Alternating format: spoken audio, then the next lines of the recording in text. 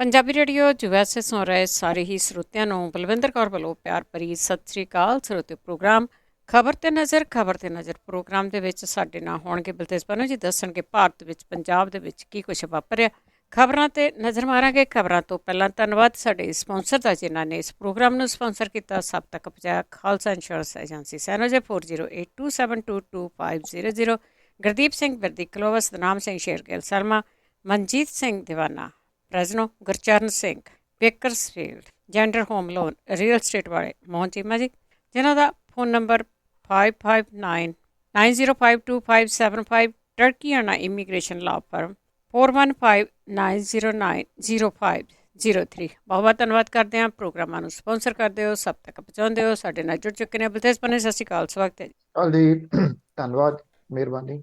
ਸਭ ਤੋਂ ਪਹਿਲਾਂ ਜਿਹੜੀ ਚਿੰਤਾ ਵਾਲੀ ਗੱਲ ਆ, ਕਰੋਨਾ ਕੇਸਾਂ ਦੀ ਗੱਲ ਕਰਦੇ ਆ, ਕੀ ਉਹ ਰੁਕੇ ਆ ਜਾਂ ਉਸੇ ਤਰ੍ਹਾਂ ਹੀ ਜਾਰੀ ਆ? ਸਹੀ ਪੁੱਛੋ ਜੀ, ਕੋਈ ਇਹਦੇ ਵਿੱਚ ਫਰਕ ਨਹੀਂ ਪੈ ਰਿਹਾ ਜੀ। ਹੈਰਾਨੀ ਵਾਲੀ ਗੱਲ ਇਹ ਆ ਕਿ ਜਿਹੜਾ ਹਾਕਮ ਹੈ ਉਹ ਅੰਨਾ ਬੋਲਾ ਹੋ ਗਿਆ। ਉਹਦੇ ਉੱਤੇ ਇਸ ਚੀਜ਼ ਦਾ ਅਸਰ ਨਹੀਂ ਹੋ ਰਿਹਾ। ਸਪੁਤਨਿਕ ਵੀ ਇਹ ਇੱਕ ਜਿਹੜੀ ਵੈਕਸੀਨ ਆ ਰਸ਼ੀਆ ਤੋਂ ਆਈ ਹੈ, 1 ਮਈ ਤੋਂ ਇੱਥੇ ਆਉਣੀ ਸੀਗੀ। ਤੁਸੀਂ ਹੈਰਾਨ ਹੋਵੋਗੇ, ਇਹ ਸਾਰਾ ਕੁਝ ਏਅਰਪੋਰਟ ਦੇ ਚੱਕਰਾਂ ਦੇ ਵਿੱਚ ਹੀ ਤੁਰਿਆ ਫਿਰਦਾ। ਉੱਥੋਂ ਕੋਈ ਗਾਂਹ ਤੁਰੇ ਤੇ ਕਿਸੇ ਪਾਸੇ ਨੂੰ ਗੱਲ ਆਵੇ। ਜਦੋਂ ਤੁਹਾਡੇ ਤੋਂ ਪੂਰੀ ਨਹੀਂ ਹੋ ਰਹੀ ਤੇ ਇੰਟਰਨੈਸ਼ਨਲ ਪੱਧਰ ਦੇ ਉੱਤੇ WHO ਦੇ ਵੱਲੋਂ ਪ੍ਰਮਾਣਿਤ ਵੈਕਸੀਨ, ਜਿਨ੍ਹਾਂ ਨੂੰ ਤੁਸੀਂ ਕਾਗਜ਼ਾਂ ਦੇ ਵਿੱਚ ਪ੍ਰਮਾਣਿਤਤਾ ਦੇਤੀ ਹੋਈ ਆ, ਉਹਨਾਂ ਨੂੰ ਤੁਸੀਂ ਕਿਉਂ ਨਹੀਂ ਅੱਗੇ ਤੋਰ ਰਹੇ? ਤੁਸੀਂ ਹੋਰ ਦੇਖੋ ਕਿ ਇਹ ਕਿਹਾ ਜਾ ਰਿਹਾ ਹੈ ਕਿ ਪੋਜ਼ਿਟਿਵਿਟੀ ਜਿਹੜੀ ਉਹ ਫੈਲਾਈ ਜਾਵੇ। ਹੁਣ ਪੋਜ਼ਿਟਿਵਿਟੀ ਫੈਲਾਈ ਕਿਵੇਂ ਜਾਵੇ? ਜਿਹੜੀਆਂ ਲਾਸ਼ਾਂ ਨੇ ਉਹਨਾਂ ਨੂੰ ਵੇਖ ਕੇ ਪੋਜ਼ਿਟਿਵਿਟੀ ਹਾਕਮਾਂ ਦੇ ਕੋਲੇ ਆ ਸਕਦੀ ਹੈ। ਉਹਨਾਂ ਦੇ ਵੱਲੋਂ ਜਿਹੜੇ ਫੈਲਾਉਣ ਵਾਲੇ ਨੇ ਪੋਜ਼ਿਟਿਵਿਟੀ, ਉਹਨਾਂ ਦੇ ਵਿੱਚ ਆ ਸਕਦੀ ਹੈ, ਲੋਕਾਂ ਦੇ ਵਿੱਚ ਨਹੀਂ ਆ ਸਕਦੀ। ਕਿਉਂਕਿ ਹਾਕਮ ਜਿਹੜਾ ਉਹਦੀ ਬਿਖਰ ਕੇ ਰਹਿ ਗਈ ਜਿਹੜੀ ਛਵੀ ਆ, ਉਹਨੂੰ ਚਮਕਾਉਣ ਦੇ ਯਤਨ ਹੋ ਰਹੇ ਆ। ਹੱਦ ਹੋਈ ਪਈ ਆ ਇਸ ਗੱਲ ਦੀ ਕਿ ਮੌਜੂਦਾ ਸਥਿਤੀ ਤੋਂ ਕੁਝ ਸਿੱਖ ਕੇ ਅੱਗੇ ਤੋਰਿਆ ਜਾਵੇ ਤੇ ਗੱਲ ਜਿਹੜੀ ਉਹ ਬਣਦੀ ਦੀਦੀ ਆ। 24 ਘੰਟਿਆਂ ਦੇ ਵਿੱਚ ਫਿਰ ਇਹਦੇ ਵਿੱਚ ਵਾਧਾ ਜਿਹੜਾ ਉਹ ਦਰਜ ਕੀਤਾ ਗਿਆ। ਇੱਕ ਦਿਨ ਪਹਿਲਾਂ 3,62,399 ਮਰੀਜ਼ ਜਿਹੜੇ ਸੀ ਉਹਨਾਂ ਦੀ ਪਛਾਣ ਹੋਈ ਸੀਗੀ, ਔਰ 2 ਦਿਨਾਂ ਤੋਂ 3.5 ਲੱਖ ਜਾਂ ਇਹਦੇ ਨੇੜੇ ਤੇੜੇ ਕੇਸ ਆ ਰਹੇ ਸੀਗੇ। ਪਰ ਫਿਰ ਇੱਕ ਵਾਰੀ ਜਿਹੜਾ ਉਹ ਇਹ ਕੇਸਾਂ ਦੀ ਗਿਣਤੀ ਜਿਹੜੀ ਆ ਉਹ ਵੱਧ ਗਈ ਆ। ਹੁਣ ਇੱਕ ਅੰਕੜੇ ਜਿਹੜੇ ਛਪਾਉਣ ਦਾ ਨਵਾਂ ਢੰਗ ਤਰੀਕਾ ਵਰਤਿਆ ਜਾ ਰਿਹਾ। ਉਹਦੇ ਵਿੱਚ ਪੋਜ਼ਿਟਿਵ ਕੇਸਾਂ ਦੀ ਗਿਣਤੀ ਨਹੀਂ ਦੱਸੀ ਜਾ ਰਹੀ। ਇਹ ਦੱਸਿਆ ਜਾ ਰਿਹਾ ਕਿ ਇੰਨੇ ਕੁੱਲ ਕੇਸ ਆਏ, ਇਹਦੇ ਵਿੱਚੋਂ ਇੰਨੇ ਜਿਹੜੇ ਸੀਗੇ ਉਹ ਠੀਕ ਹੋ ਗਏ। ਜਦੋਂ ਤੁਸੀਂ ਇਹ ਚੀਜ਼ਾਂ ਦੱਸ ਰਹੇ ਹੋ ਤਾਂ ਇਟ ਮੀਨਸ ਕਿ ਜਿਹੜੇ ਮੌਤਾਂ ਦਾ ਅੰਕੜਾ ਉਹ ਵੀ ਲੁਕਾਉਣਾ ਸ਼ੁਰੂ ਕਰ ਦਿੱਤਾ। ਟੋਟਲ ਜਿਹੜਾ ਸੀਗਾ ਉਹਨੂੰ ਵੀ ਲੁਕਾਉਣਾ ਸ਼ੁਰੂ ਤੁਸੀਂ ਕਰ ਦਿੱਤਾ। 18 ਰਾਜ ਨੇ ਜਿਨ੍ਹਾਂ ਦੇ ਵਿੱਚ ਲੋਕਡਾਊਨ ਵਰਗੀਆਂ ਪਾਬੰਦੀਆਂ ਇਸ ਵੇਲੇ ਲਾਗੂ ਕੀਤੀਆਂ ਹੋਈਆਂ ਨੇ। 14 ਕੇਂਦਰੀ ਰਾਜ ਨੇ, ਕੇਂਦਰੀ ਸ਼ਾਸਿਤ ਰਾਜ ਨੇ, ਜਿਨ੍ਹਾਂ ਦੇ ਵਿੱਚ ਲੋਕਡਾਊਨ ਵਰਗੀਆਂ ਪਾਬੰਦੀਆਂ ਇਸ ਵੇਲੇ ਹੈ ਨੇ। ਸੁਪਰੀਮ ਕੋਰਟ ਦੇ ਚੀਫ ਜਸਟਿਸ DY ਚੰਦਰਚੂੜ, ਜਿਨ੍ਹਾਂ ਨੇ ਇਹ ਆਕਸੀਜਨ ਵਾਲੇ ਮਾਮਲੇ ਦੇ ਉੱਤੇ ਇਹਦੀ ਵੰਡ ਨੂੰ ਲੈ ਕੇ ਫੈਸਲਾ ਸੁਣਾਉਣਾ ਸੀ, ਉਹ ਕਰੋਨਾ ਪੋਜ਼ਿਟਿਵ ਹੋ ਗਿਆ। ਔਰ ਇਹਦੇ ਵਿੱਚ ਚੋਣਾਂ ਜਿਹੜੀਆਂ 5 ਰਾਜਾਂ 'ਚ ਹੋਈਆਂ ਨੇ, ਕੁੰਭ, ਆਕਸੀਜਨ ਵਰਗੇ ਬੜੇ ਅਹਿਮ ਕੇਸ ਸ਼ਾਮਲ ਨੇ, ਜਿਨ੍ਹਾਂ ਨੇ ਇਹਨਾਂ ਦੇ ਉੱਤੇ ਸੁਣਵਾਈ ਕਰਨੀ ਸੀ। ਬੜਾ ਵੱਡਾ ਸਵਾਲੀਆ ਚਿੰਨ੍ਹ ਲੱਗ ਗਿਆ। ਜਦੋਂ ਸਾਰਾ ਕੁਝ ਵਰਚੁਅਲੀ ਚੱਲ ਰਿਹਾ ਤੇ ਫਿਰ ਜਸਟਿਸ ਸਾਹਿਬ ਜਿਹੜੇ ਨੇ ਉਹ ਪੋਜ਼ਿਟਿਵ ਕਿਵੇਂ ਹੋ ਗਏ? ਜਿੱਥੋਂ ਤੱਕ ਮਹਾਰਾਸ਼ਟਰ ਦੀ ਗੱਲ ਹੈ, ਉੱਥੇ ਕੁਝ ਕੇਸ ਜਿਹੜੇ ਉਹ ਕੰਟਰੋਲ ਦੇ ਵਿੱਚ ਨੇ, ਕਾਬੂ ਦੇ ਵਿੱਚ ਨੇ। ਮੁੰਬਈ ਕਾਬੂ ਦੇ ਵਿੱਚ ਆ ਗਈ, ਦਿੱਲੀ ਕਾਬੂ ਦੇ ਵਿੱਚ ਜਿਹੜੀ ਉਹ ਹੈ ਇਸ ਵੇਲੇ। ਮਹਾਰਾਸ਼ਟਰ ਦੇ ਜਿਹੜੇ ਸਿਹਤ ਮੰਤਰੀ ਨੇ ਰਾਜੇਸ਼ ਟੋਪੇ, ਉਹਨਾਂ ਦੀ ਜਿੰਨੀ ਤਾਰੀਫ ਕੀਤੀ ਜਾਵੇ ਥੋੜੀ ਆ। ਬਹੁਤ ਵਧੀਆ ਤਰੀਕੇ ਦੇ ਨਾਲ ਸਭ ਕਾਸੇ ਨੂੰ ਉਹ ਹੈਂਡਲ ਕਰ ਰਹੇ ਆ, ਔਰ ਹਰ ਚੀਜ਼ ਦੇ ਉੱਤੇ ਪਕੜ ਉਹਨਾਂ ਦੀ ਗੱਲਬਾਤ ਤੋਂ ਮਹਿਸੂਸ ਹੁੰਦੀ ਹੈ। ਕਿਹੜੀ ਚੀਜ਼ ਦੀ ਲੋੜ ਹੈ, ਕਿੱਥੋਂ ਕਿਹੜੀ ਚੀਜ਼ ਜਿਹੜੀ ਉਹ ਅਵੇਲੇਬਲ ਹੋਣੀ ਹੈ। ਬਹੁਤੇ ਰਾਜਾਂ ਦੇ ਵਿੱਚ ਝੱਲ ਬਲੱਲੀਆਂ ਜਿਹੜੀਆਂ ਉਹ ਮਾਰੀਆਂ ਜਾ ਰਹੀਆਂ ਨੇ। ਇਹਦੇ ਵਿੱਚ ਇੱਕ ਪੰਜਾਬ ਵੀ ਸ਼ਾਮਲ ਹੈ, ਜਿੱਥੇ ਇਹੀ ਨਹੀਂ ਪਤਾ ਲੱਗ ਰਿਹਾ ਕਰਨਾ ਤੇ ਕੀ ਕਰਨਾ, ਜੇ ਕਰਨਾ ਤੇ ਕਿੱਥੋਂ ਸ਼ੁਰੂ ਜਿਹੜਾ ਉਹ ਕਰਨਾ। ਇੱਕ ਦਿਨ ਇਹ ਜਿਹੜੇ ਸਿਹਤ ਕਾਮੇ ਨੇ ਉਹਨਾਂ ਨੂੰ ਕੱਢ ਦਿੰਦੇ ਆ, ਦੂਜੇ ਦਿਨ ਉਹਨੂੰ ਕਹਿੰਦੇ ਕੋਈ ਗੱਲ ਨਹੀਂ, ਇਹਨਾਂ ਨੇ ਇਹ ਕਹਿਤਾ ਸੀਗਾ ਵੀ ਅਸੀਂ ਹੁਣ ਹੜਤਾਲ ਤੇ ਨਹੀਂ ਜਾਂਦੇ, ਇਹਨਾਂ ਤੋਂ ਐਫੀਡੇਵਿਟ ਸਾਈਨ ਕਰਾ ਲਓ ਤੇ ਫੇਰ ਰੱਖ ਲਓ। ਇਹੋ ਜਿਹੇ ਹਾਲਾਤ ਇੱਥੇ ਜਿਹੜੇ ਬਣਦੇ ਤੁਰੇ ਜਾ ਰਹੇ ਆ। ਬਾਕੀ ਜਿਹੜੇ ਜ਼ਿਆਦਾ ਅਫੈਕਟਡ ਰਾਜ ਨੇ, ਜਿਨ੍ਹਾਂ ਦੇ ਵਿੱਚ ਹੁਣ ਇਹਨਾਂ ਦਿਨਾਂ ਦੇ ਵਿੱਚ ਉੱਤਰ ਪ੍ਰਦੇਸ਼ ਸ਼ਾਮਲ ਹੈ, ਇਹਦੇ ਵਿੱਚ ਬਿਹਾਰ ਜਿਹੜਾ ਸ਼ਾਮਲ ਹੈ, ਇਹਦੇ ਵਿੱਚ ਗੁਜਰਾਤ ਸ਼ਾਮਲ ਹੈ, ਛੱਤੀਸਗੜ੍ਹ ਇਹਦੇ ਵਿੱਚ ਸ਼ਾਮਲ ਹੈ, ਮੱਧ ਪ੍ਰਦੇਸ਼ ਇਹਦੇ ਵਿੱਚ ਸ਼ਾਮਲ ਹੈ। ਇਹ ਸਾਰੇ ਉਹ ਰਾਜ ਨੇ ਜਿਨ੍ਹਾਂ ਦੇ ਵਿੱਚ ਇਹ ਕੇਸ ਲਗਾਤਾਰ ਜਿਹੜੇ ਉਹ ਵਧੇ ਹੈ। ਜੇ ਆਪਾਂ ਇੱਥੇ ਜਿਹੜੀ ਮੌਤਾਂ ਦੀ ਗੱਲ ਕਰੀਏ ਤਾਂ 24 ਘੰਟਿਆਂ ਦੇ ਵਿੱਚ ਸਰਕਾਰੀ ਅੰਕੜਿਆਂ ਦੇ ਮੁਤਾਬਕ 4205 ਮੌਤਾਂ ਜਿਹੜੀਆਂ ਉਹ ਹੋਈਆਂ ਨੇ। ਔਰ ਪੰਜਾਬ ਉਹਨਾਂ 5 ਜਿਹੜੇ ਮੇਨ ਰਾਜਾਂ ਦੇ ਵਿੱਚ ਸ਼ਾਮਲ ਹੈ ਜਿੱਥੇ ਮੌਤਾਂ ਦੀ ਗਿਣਤੀ ਜਿਹੜੀ ਆ ਉਹ ਘਟਣ ਦਾ ਨਾਂ ਨਹੀਂ ਲੈ ਰਹੀ। ਔਰ ਇੱਥੇ ਲਗਾਤਾਰ ਮੌਤਾਂ ਦੀ ਗਿਣਤੀ ਜਿਹੜੀ ਆ ਉਹ ਡੇ ਬਾਈ ਡੇ ਵੱਧਦੀ ਤੁਰੀ ਜਾ ਰਹੀ ਹੈ। ਇਹ ਮੌਤ ਅੰਕੜਾ ਇੰਨਾ ਕਿਉਂ ਆ? ਇਹਦੇ ਉੱਤੇ ਸਵਾਲੀਆ ਚਿੰਨ੍ਹ ਚੁਫੇਰੇ ਤੋਂ ਲੱਗ ਰਹੇ ਆ। ਪਰ ਜੇ ਕੋਈ ਇਹਨਾਂ ਸਵਾਲਾਂ ਦਾ ਜਵਾਬ ਨਹੀਂ ਦੇ ਰਿਹਾ, ਉਹ ਪੰਜਾਬ ਦੇ ਮੁੱਖ ਮੰਤਰੀ, ਪੰਜਾਬ ਦੇ ਜਿਹੜੇ ਸਿਹਤ ਮੰਤਰੀ ਬਣਾਏ ਹੋਏ ਆ, ਜਿਨ੍ਹਾਂ ਨੂੰ ਸਭ ਤੋਂ ਵੱਡੀ ਫਿਕਰ ਪਿਛਲੇ ਦਿਨਾਂ ਦੇ ਵਿੱਚ ਇਹ ਰਹੀ ਆ ਕਿ ਉਹਨਾਂ ਦਾ ਭਰਾ ਮੁਹਾਲੀ ਦਾ ਮੇਅਰ ਬਣ ਜਾਂਦਾ ਕਿ ਨਹੀਂ। ਉਹਨੂੰ ਬਣਾਉਣ ਦੇ ਵਾਸਤੇ ਪੱਬਾਂ ਭਾਰ ਹੋਏ ਰਹੇ ਬਲਬੀਰ ਸਿੰਘ ਸਿੱਧੂ ਹੋਰਾਂ ਦੇ ਕੰਨਾਂ ਦੇ ਉੱਤੇ ਕਿਸੇ ਪਾਸੇ ਤੋਂ ਕੋਈ ਜੂੰ ਨਹੀਂ ਸਰਕ ਰਹੀ ਕਿ ਪੰਜਾਬ ਦੇ ਪਿੰਡ ਪੱਧਰ ਤੱਕ ਫੈਲ ਚੁੱਕੇ ਇਸ ਵਾਇਰਸ ਤੋਂ ਲੋਕਾਂ ਨੂੰ ਬਚਾਉਣਾ ਕਿਵੇਂ। ਜੀ, ਬੜੀ ਫਿਕਰ ਵਾਲੀ ਗੱਲ ਹੈ ਜੀ ਇਹ ਤਾਂ। ਅੱਗੇ ਗੱਲ ਕਰਦੇ ਹਾਂ, ਕੇਂਦਰ ਦੇ ਵੈਂਟੀਲੇਟਰ ਸੀ ਉਹ ਤਾਂ ਚਲ ਟੁੱਟੇ ਭੱਜੇ ਸੀ, ਉਹ ਹੁਣ ਜਿਹੜਾ ਮਾਮਲਾ ਹੈ ਉਹ ਬਹੁਤਾ ਭਖਿਆ ਹੋਇਆ। ਐਕਚੁਅਲੀ ਇਹ ਹੈ ਕਿ ਜਿਹੜੇ ਵਕਤੋਂ ਖੁੰਝੀ ਡੂਮਣੀ ਵਾਲੀ ਜਿਹੜੀ ਗੱਲ ਹੈ, 1 ਸਾਲ ਦਾ ਸਮਾਂ ਥੋੜਾ ਨਹੀਂ ਹੁੰਦਾ। 1 ਸਾਲ ਦਾ ਸਮਾਂ ਸਰਕਾਰਾਂ ਦੇ ਵਾਸਤੇ ਬਹੁਤ ਹੁੰਦਾ ਕਿ ਉਹਨਾਂ ਨੇ ਜੇ ਕੁਝ ਕਰਨਾ ਹੋਵੇ ਤੇ ਉਹ ਕੋਈ ਹੱਥ ਪੱਲਾ ਮਾਰ ਸਕਦੀਆਂ ਨੇ। ਇੱਥੇ ਨਹੀਂ ਮਾਰਿਆ ਗਿਆ। ਇੱਥੇ ਤਾਂ ਇਹ ਕਹਿ ਦਿੱਤਾ ਗਿਆ ਵੀ ਹੁਣ ਤਾਂ ਗੱਲ ਹੀ ਕੋਈ ਨਹੀਂ, ਸਭ ਕੁਝ ਖੋਲਤਾ। ਨਿਗਮ ਦੀਆਂ ਚੋਣਾਂ ਜਿਹੜੀਆਂ ਸੀ ਉਹ ਕਰਵਾ ਲੀਆਂ। ਲੋਕੀ ਇੰਨੇ ਬੇਖੌਫ ਹੋ ਗਏ ਕਿ 1500 2000 ਬੰਦੇ ਜਿਹੜੇ ਸੀ ਉਹ ਵਿਆਹਾਂ ਦੇ ਵਿੱਚ ਸੱਦਣ ਲੱਗੇ। ਭੋਗਾਂ ਦੇ ਉੱਤੇ ਅੰਨ੍ਹੇਵਾਹ ਜਿਹੜੇ ਲੋਕ ਸੀਗੇ ਉਹ ਆਉਣੇ ਸ਼ੁਰੂ ਹੋ ਗਏ। ਕਿਸੇ ਨੇ ਕੋਈ ਭੋਰਾ ਵੀ ਜਿਹੜਾ ਸੀਗਾ ਉਹ ਪਰਵਾਹ ਨਾ ਕੀਤੀ ਕਿ ਅਜੇ ਵਾਇਰਸ ਕਿਤੇ ਨਹੀਂ ਗਿਆ। ਜਿਹੜੀਆਂ ਵਾਰਨਿੰਗ ਦਿੱਤੀਆਂ ਜਾ ਰਹੀਆਂ ਸੀ ਉਹਦੀ ਕੋਈ ਪਰਵਾਹ ਨਾ ਕੀਤੀ ਗਈ। ਮੁੱਖ ਮੰਤਰੀ ਸਾਹਿਬ ਨਾ ਵਾਇਰਸ ਤੋਂ ਪਹਿਲਾਂ ਨਿਕਲੇ, ਨਾ ਵਾਇਰਸ ਦੇ ਦੌਰਾਨ ਨਿਕਲੇ, ਨਾ ਸਿਖਰ ਦਿੱਤੇ ਜਾਣ ਦੇ ਉੱਤੇ ਨਿਕਲੇ। ਉਹ ਆਪਣੇ ਮਹਿਲ ਦੇ ਵਿੱਚ ਹੀ ਟਿਕੇ ਰਹੇ, ਟਿਕੇ ਹੋਏ ਨੇ। ਉੱਥੋਂ ਹੀ ਫੇਸਬੁੱਕ ਦੇ ਉੱਤੇ ਜਿਹੜਾ ਜੀ ਉਹ ਵੀਡੀਓ ਕਰੀ ਜਾਂਦੇ ਆ ਉੱਥੇ ਬੈਠੇ ਹੀ। ਜਦੋਂ ਮੁੱਖ ਮੰਤਰੀ ਨਹੀਂ ਆ ਰਹੇ, ਪੰਜਾਬ ਦੇ ਜਿਹੜੇ 3 ਮੈਡੀਕਲ ਕਾਲਜ ਨੇ ਉਹ ਉਹਨਾਂ ਦੇ ਵਿੱਚ ਬਹੁਤੇ ਜਿਹੜੇ ਵੈਂਟੀਲੇਟਰ ਨੇ ਕੋਈ 280 ਦੇ ਕਰੀਬ ਇਹ ਖਰਾਬ ਪਏ ਨੇ। 113 ventilator Guru Gobind Singh medical college Faridkot ਨੂੰ ਦਿੱਤੇ ਗਏ, ਇਹਦੇ ਵਿੱਚੋਂ 90 ਕੰਮ ਨਹੀਂ ਕਰਦੇ, 23 ਚੱਲ ਰਹੇ ਆ। ਸਰਕਾਰੀ ਮੈਡੀਕਲ ਕਾਲਜ ਅੰਮ੍ਰਿਤਸਰ ਦੇ ਕੋਲੇ 109 ਵੈਂਟੀਲੇਟਰ ਨੇ, ਇਹਦੇ ਵਿੱਚੋਂ ਸਿਰਫ 12 ਕੰਮ ਕਰ ਰਿਹਾ। ਸਰਕਾਰੀ ਮੈਡੀਕਲ ਕਾਲਜ ਪਟਿਆਲੇ ਦੇ ਕੋਲੇ 98 ਵੈਂਟੀਲੇਟਰ ਨੇ, 48 ਵੈਂਟੀਲੇਟਰਾਂ ਦੀ ਮੁਰੰਮਤ ਕਰਾਈ ਗਈ ਹੈ। ਇਹਨਾਂ ਨੂੰ ਵਰਤਿਆ ਨਹੀਂ ਜਾ ਰਿਹਾ ਕਿਉਂਕਿ ਡਾਕਟਰਾਂ ਨੂੰ ਇਹਨਾਂ ਵੈਂਟੀਲੇਟਰਾਂ ਦੇ ਉੱਤੇ ਜ਼ਿਆਦਾ ਭਰੋਸਾ ਨਹੀਂ ਹੈ। ਫਿਲਹਾਲ 61 ਵੈਂਟੀਲੇਟਰਾਂ ਦੇ ਨਾਲ ਕੰਮ ਚਲਾਇਆ ਜਾ ਰਿਹਾ ਜਿਹੜੇ ਕਿ ਉਹਨਾਂ ਦੇ ਕੋਲੇ ਨੇ। ਅਸਲ ਕਹਾਣੀ ਜਿਹੜੀ ਉਹ ਕੀ ਆ, ਉਹ ਇਹ ਆ ਕਿ ਇਹ ਜਿਹੜਾ ਮੈਡੀਕਲ ਮਾਫੀਆ ਹੈ ਉਹ ਇੰਨਾ ਜ਼ਿਆਦਾ ਸਟਰੋਂਗ ਹੋ ਗਿਆ ਹੋਇਆ ਕਿ ਇਹ ਕਿਸੇ ਨੂੰ ਥੋੜੀ ਪਤਾ ਸੀਗਾ ਕਿ ਇੱਥੇ ਮਹਾਮਾਰੀ ਜਿਹੜੀ ਉਹ ਇਸ ਪੱਧਰ ਦੀ ਆ ਜਾਣੀ ਆ। ਇਹ ਬੇਸ਼ਰਮ ਲੋਕ ਨੇ ਜਿਨ੍ਹਾਂ ਨੇ ਲੋਕਾਂ ਦੀਆਂ ਜ਼ਿੰਦਗੀਆਂ ਦੇ ਨਾਲ ਜਿਹੜੇ ਉਹ ਖਿਲਵਾੜ ਕੀਤੇ ਨੇ। ਜਦੋਂ ਤੁਸੀਂ ਇਹਨਾਂ ਜਿਹੜੇ ਮੈਡੀਕਲ ਕਾਲਜ ਨੇ 3 ਵੱਡੇ, ਫਰੀਦਕੋਟ ਵਾਲਾ, ਪਟਿਆਲੇ ਵਾਲਾ ਤੇ ਅੰਮ੍ਰਿਤਸਰ ਵਾਲਾ, ਇਹਨਾਂ ਦੇ ਵਿੱਚ ਤੁਸੀਂ ਜਾਓ, ਤੁਹਾਨੂੰ ਕੋਈ ਇਸ ਤਰ੍ਹਾਂ ਦੀ ਮਸ਼ੀਨ ਨਹੀਂ ਗਈ ਜਿਹੜੀ ਇੱਥੇ ਤੁਹਾਨੂੰ ਨਹੀਂ ਮਿਲੂਗੀ। ਮਸ਼ੀਨ ਪਈ ਆ, ਉਹਦੇ ਉੱਤੇ ਕੱਪੜੇ ਪਾ ਕੇ ਉਹਨੂੰ ਢੱਕ ਕੇ ਰੱਖਿਆ ਹੈ, ਉਹ ਆਪਰੇਟ ਨਹੀਂ ਕੀਤੀ ਜਾ ਰਹੀ। ਉਹਦੇ 'ਚ ਕੋਈ ਨਾ ਕੋਈ ਨੁਕਸ ਦੱਸ ਦਿੱਤਾ ਜਾਂਦਾ, ਨੁਕਸ ਪਾ ਦਿੱਤਾ ਜਾਂਦਾ, ਉਹਦੇ ਪਾਰਟ ਜਿਹੜੇ ਉਹ ਨਹੀਂ ਲਿਆ ਕੇ ਦਿੱਤੇ ਜਾਂਦੇ। ਕਿਉਂ?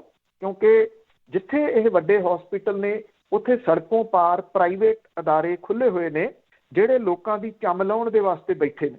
ਉੱਥੇ ਤੁਸੀਂ ਹਰ ਕਿਸਮ ਦਾ ਜਿਹੜਾ ਟੈਸਟ ਹੈ ਮੋਟੇ ਪੈਸੇ ਦੇ ਕੇ ਕਰਵਾ ਸਕਦੇ ਹੋ ਤੇ ਉਹਨਾਂ ਪੈਸਿਆਂ ਦਾ ਇੱਕ ਵੱਡਾ ਹਿੱਸਾ ਇਹਨਾਂ ਪੋਲੀਟੀਸ਼ੀਅਨਾਂ ਨੂੰ ਜਾਂਦਾ, ਇਹਨਾਂ ਮੈਡੀਕਲ ਲਾਈਨ ਵਾਲਿਆਂ ਨੂੰ ਜਾਂਦਾ, ਜਿਨ੍ਹਾਂ ਦੇ ਢਿੱਡ ਇੰਨੇ ਵੱਡੇ ਆ ਕਿ ਉਹਨਾਂ ਦੇ ਅੰਦਰ ਲਾਸ਼ਾਂ ਵੀ ਆ ਜਾਣ ਤੇ ਉਹ ਢਿੱਡ ਜਿਹੜੇ ਉਹ ਭਰਦੇ ਨਹੀਂ। ਇਸ ਕਰਕੇ ਜਿਹੜੇ ਇਹ ਵੈਂਟੀਲੇਟਰ ਆ ਗਏ, ਹੁਣ ਇਹ ਸੁੱਟਿਆ ਜਾ ਰਿਹਾ ਕਿ ਕੇਂਦਰ ਦੇ ਇਹ ਖਰਾਬ ਵੈਂਟੀਲੇਟਰ ਦਿੱਤੇ। ਚਲੋ ਮੰਨ ਲਿਆ ਇਹ ਕੇਂਦਰ ਨੇ ਖਰਾਬ ਵੈਂਟੀਲੇਟਰ ਜਿਹੜੇ ਉਹ ਦਿੱਤੇ, ਪਰ ਜਦੋਂ ਇਹ ਵੈਂਟੀਲੇਟਰ ਆਏ ਇਹਨਾਂ ਨੂੰ ਚਲਾ ਕੇ ਕਿਸੇ ਨੇ ਨਹੀਂ ਦੇਖਿਆ। ਡਾਕਟਰ ਰਾਜ ਬਹਾਦਰ ਜਿਹੜੇ ਫਰੀਦਕੋਟ ਜਿਹੜੇ ਯੂਨੀਵਰਸਿਟੀ ਆ ਉਹਦੇ ਵਾਈਸ ਚਾਂਸਲਰ ਨੇ, ਪਿਛਲੇ ਬਾਰੇ ਉਹਨਾਂ ਨੂੰ ਕਰੋਨਾ ਹੋ ਗਿਆ, ਉਹਨਾਂ ਨੇ ਕਾਰ ਭਜਾ ਕੇ ਆਪਣੀ ਮੁਹਾਲੀ ਆ ਕੇ ਪ੍ਰਾਈਵੇਟ ਇੱਕ ਹਸਪੀਟਲ ਦੇ ਵਿੱਚੋਂ ਇਲਾਜ ਕਰਵਾਇਆ। ਹੁਣ ਉਹ ਥੋੜ੍ਹੀ ਦੱਸਣਗੇ ਕਿ ਇਹ ਚੱਲਦੇ ਨੇ ਜਾਂ ਨਹੀਂ ਚੱਲਦੇ। ਨਹੀਂ ਸੀ ਚੱਲਦੇ ਤਾਂ ਉਹਦੀ ਸ਼ਿਕਾਇਤ ਕੇਂਦਰ ਦੀ ਸਰਕਾਰ ਨੂੰ ਕਿੱਥੇ ਕੀਤੀ ਗਈ? ਉਹਦੀ ਸ਼ਿਕਾਇਤ ਜਿਹੜੀ ਸੀ ਉਹ ਪੰਜਾਬ ਸਰਕਾਰ ਨੂੰ ਕਿੱਥੇ ਕੀਤੀ ਗਈ? ਕਿਸੇ ਨੇ ਕੋਈ ਸ਼ਿਕਾਇਤ ਨਹੀਂ ਕੀਤੀ, ਕਿਉਂਕਿ ਪ੍ਰਾਈਵੇਟ ਅਦਾਰੇ ਜਿਹੜੇ ਨੇ ਉਹਨਾਂ ਨੂੰ ਚਲਾਉਣ ਦਾ ਠੇਕਾ ਸਰਕਾਰਾਂ ਨੇ ਤਾਂ ਚੁੱਕਿਆ ਹੋਇਆ, ਇਹਨਾਂ ਸਿਆਸਤਦਾਨਾਂ ਨੇ ਤਾਂ ਚੁੱਕਿਆ ਹੋਇਆ। ਪ੍ਰਾਈਵੇਟ ਅਦਾਰੇ ਨਹੀਂ ਚੱਲਣਗੇ, ਉੱਥੋਂ ਲੋਕਾਂ ਦੀ ਚੰਮ ਨਹੀਂ ਲੱਥੂਗੀ, ਤੇ ਇਹਨਾਂ ਸਿਆਸੀ ਪਾਰਟੀਆਂ ਨੂੰ ਫੰਡ ਕੌਣ ਦੇਊਗਾ? ਇਹ ਤਾਂ ਲੋਕ ਜਿਹੜੇ ਨੇ ਇਹਨਾਂ ਸਰਕਾਰੀ ਜਿਹੜੇ ਅਦਾਰਿਆਂ ਦੇ ਉੱਤੇ ਡਿਪੈਂਡ ਨੇ, ਉਹਨਾਂ ਨੂੰ ਮਰਨ ਦੇ ਵਾਸਤੇ ਜਿਹੜਾ ਛੱਡ ਦਿੱਤਾ ਗਿਆ। ਇਸ ਸਾਜ਼ਿਸ਼ ਨੂੰ ਸਮਝਣ ਦੀ ਲੋੜ ਹੈ। ਇਹ ਸਾਜ਼ਿਸ਼ ਇੰਨੀ ਸਿੱਧੀ ਜੀ ਨਹੀਂ ਗੀ ਜਿਹੜੀ ਕਿ ਆਮ ਬੰਦੇ ਦੇ ਸਮਝ ਆ ਜੇ ਜੀ PM ਕੇਅਰ ਫੰਡ ਦੇ ਵਿੱਚੋਂ ਆਏ ਸੀ ਤੇ ਉਹ ਖਰਾਬ ਵੈਂਟੀਲੇਟਰ ਭੇਜਦੇ। ਇੱਕ ਤੁਸੀਂ ਬਲਬ ਵੀ ਲੈਣਾ ਹੋਵੇ, CFL ਬਲਬ ਆਉਂਦੇ ਆ, ਤੇ ਇੱਕ ਛੋਟੀ ਜਿਹੀ ਦੁਕਾਨ ਦੇ ਵਿੱਚ ਬੈਠਾ ਬੰਦਾ ਜਿਸ ਤੋਂ ਤੁਸੀਂ CFL ਬਲਬ ਲੈਂਦੇ ਹੋ, ਉਹ ਉਹਦਾ ਬਾਕਸ ਖੋਲ ਕੇ ਉਹਨੂੰ ਜਗਾ ਕੇ ਵਿਖਾਉਂਦਾ ਤੇ ਨਾਲ ਦੀ ਨਾਲ ਮਾਰਕਰ ਦੇ ਨਾਲ ਉਹਦੇ ਉੱਤੇ ਤਰੀਕ ਪਾ ਦਿੰਦਾ ਤੇ ਆਪਣੀ ਦੁਕਾਨ ਦਾ ਨਾਮ ਲਿਖਦਾ। ਕਿਉਂ? ਕਿਉਂਕਿ ਉਹਦੀ 2 ਸਾਲ ਦੀ ਗਰੰਟੀ ਆ।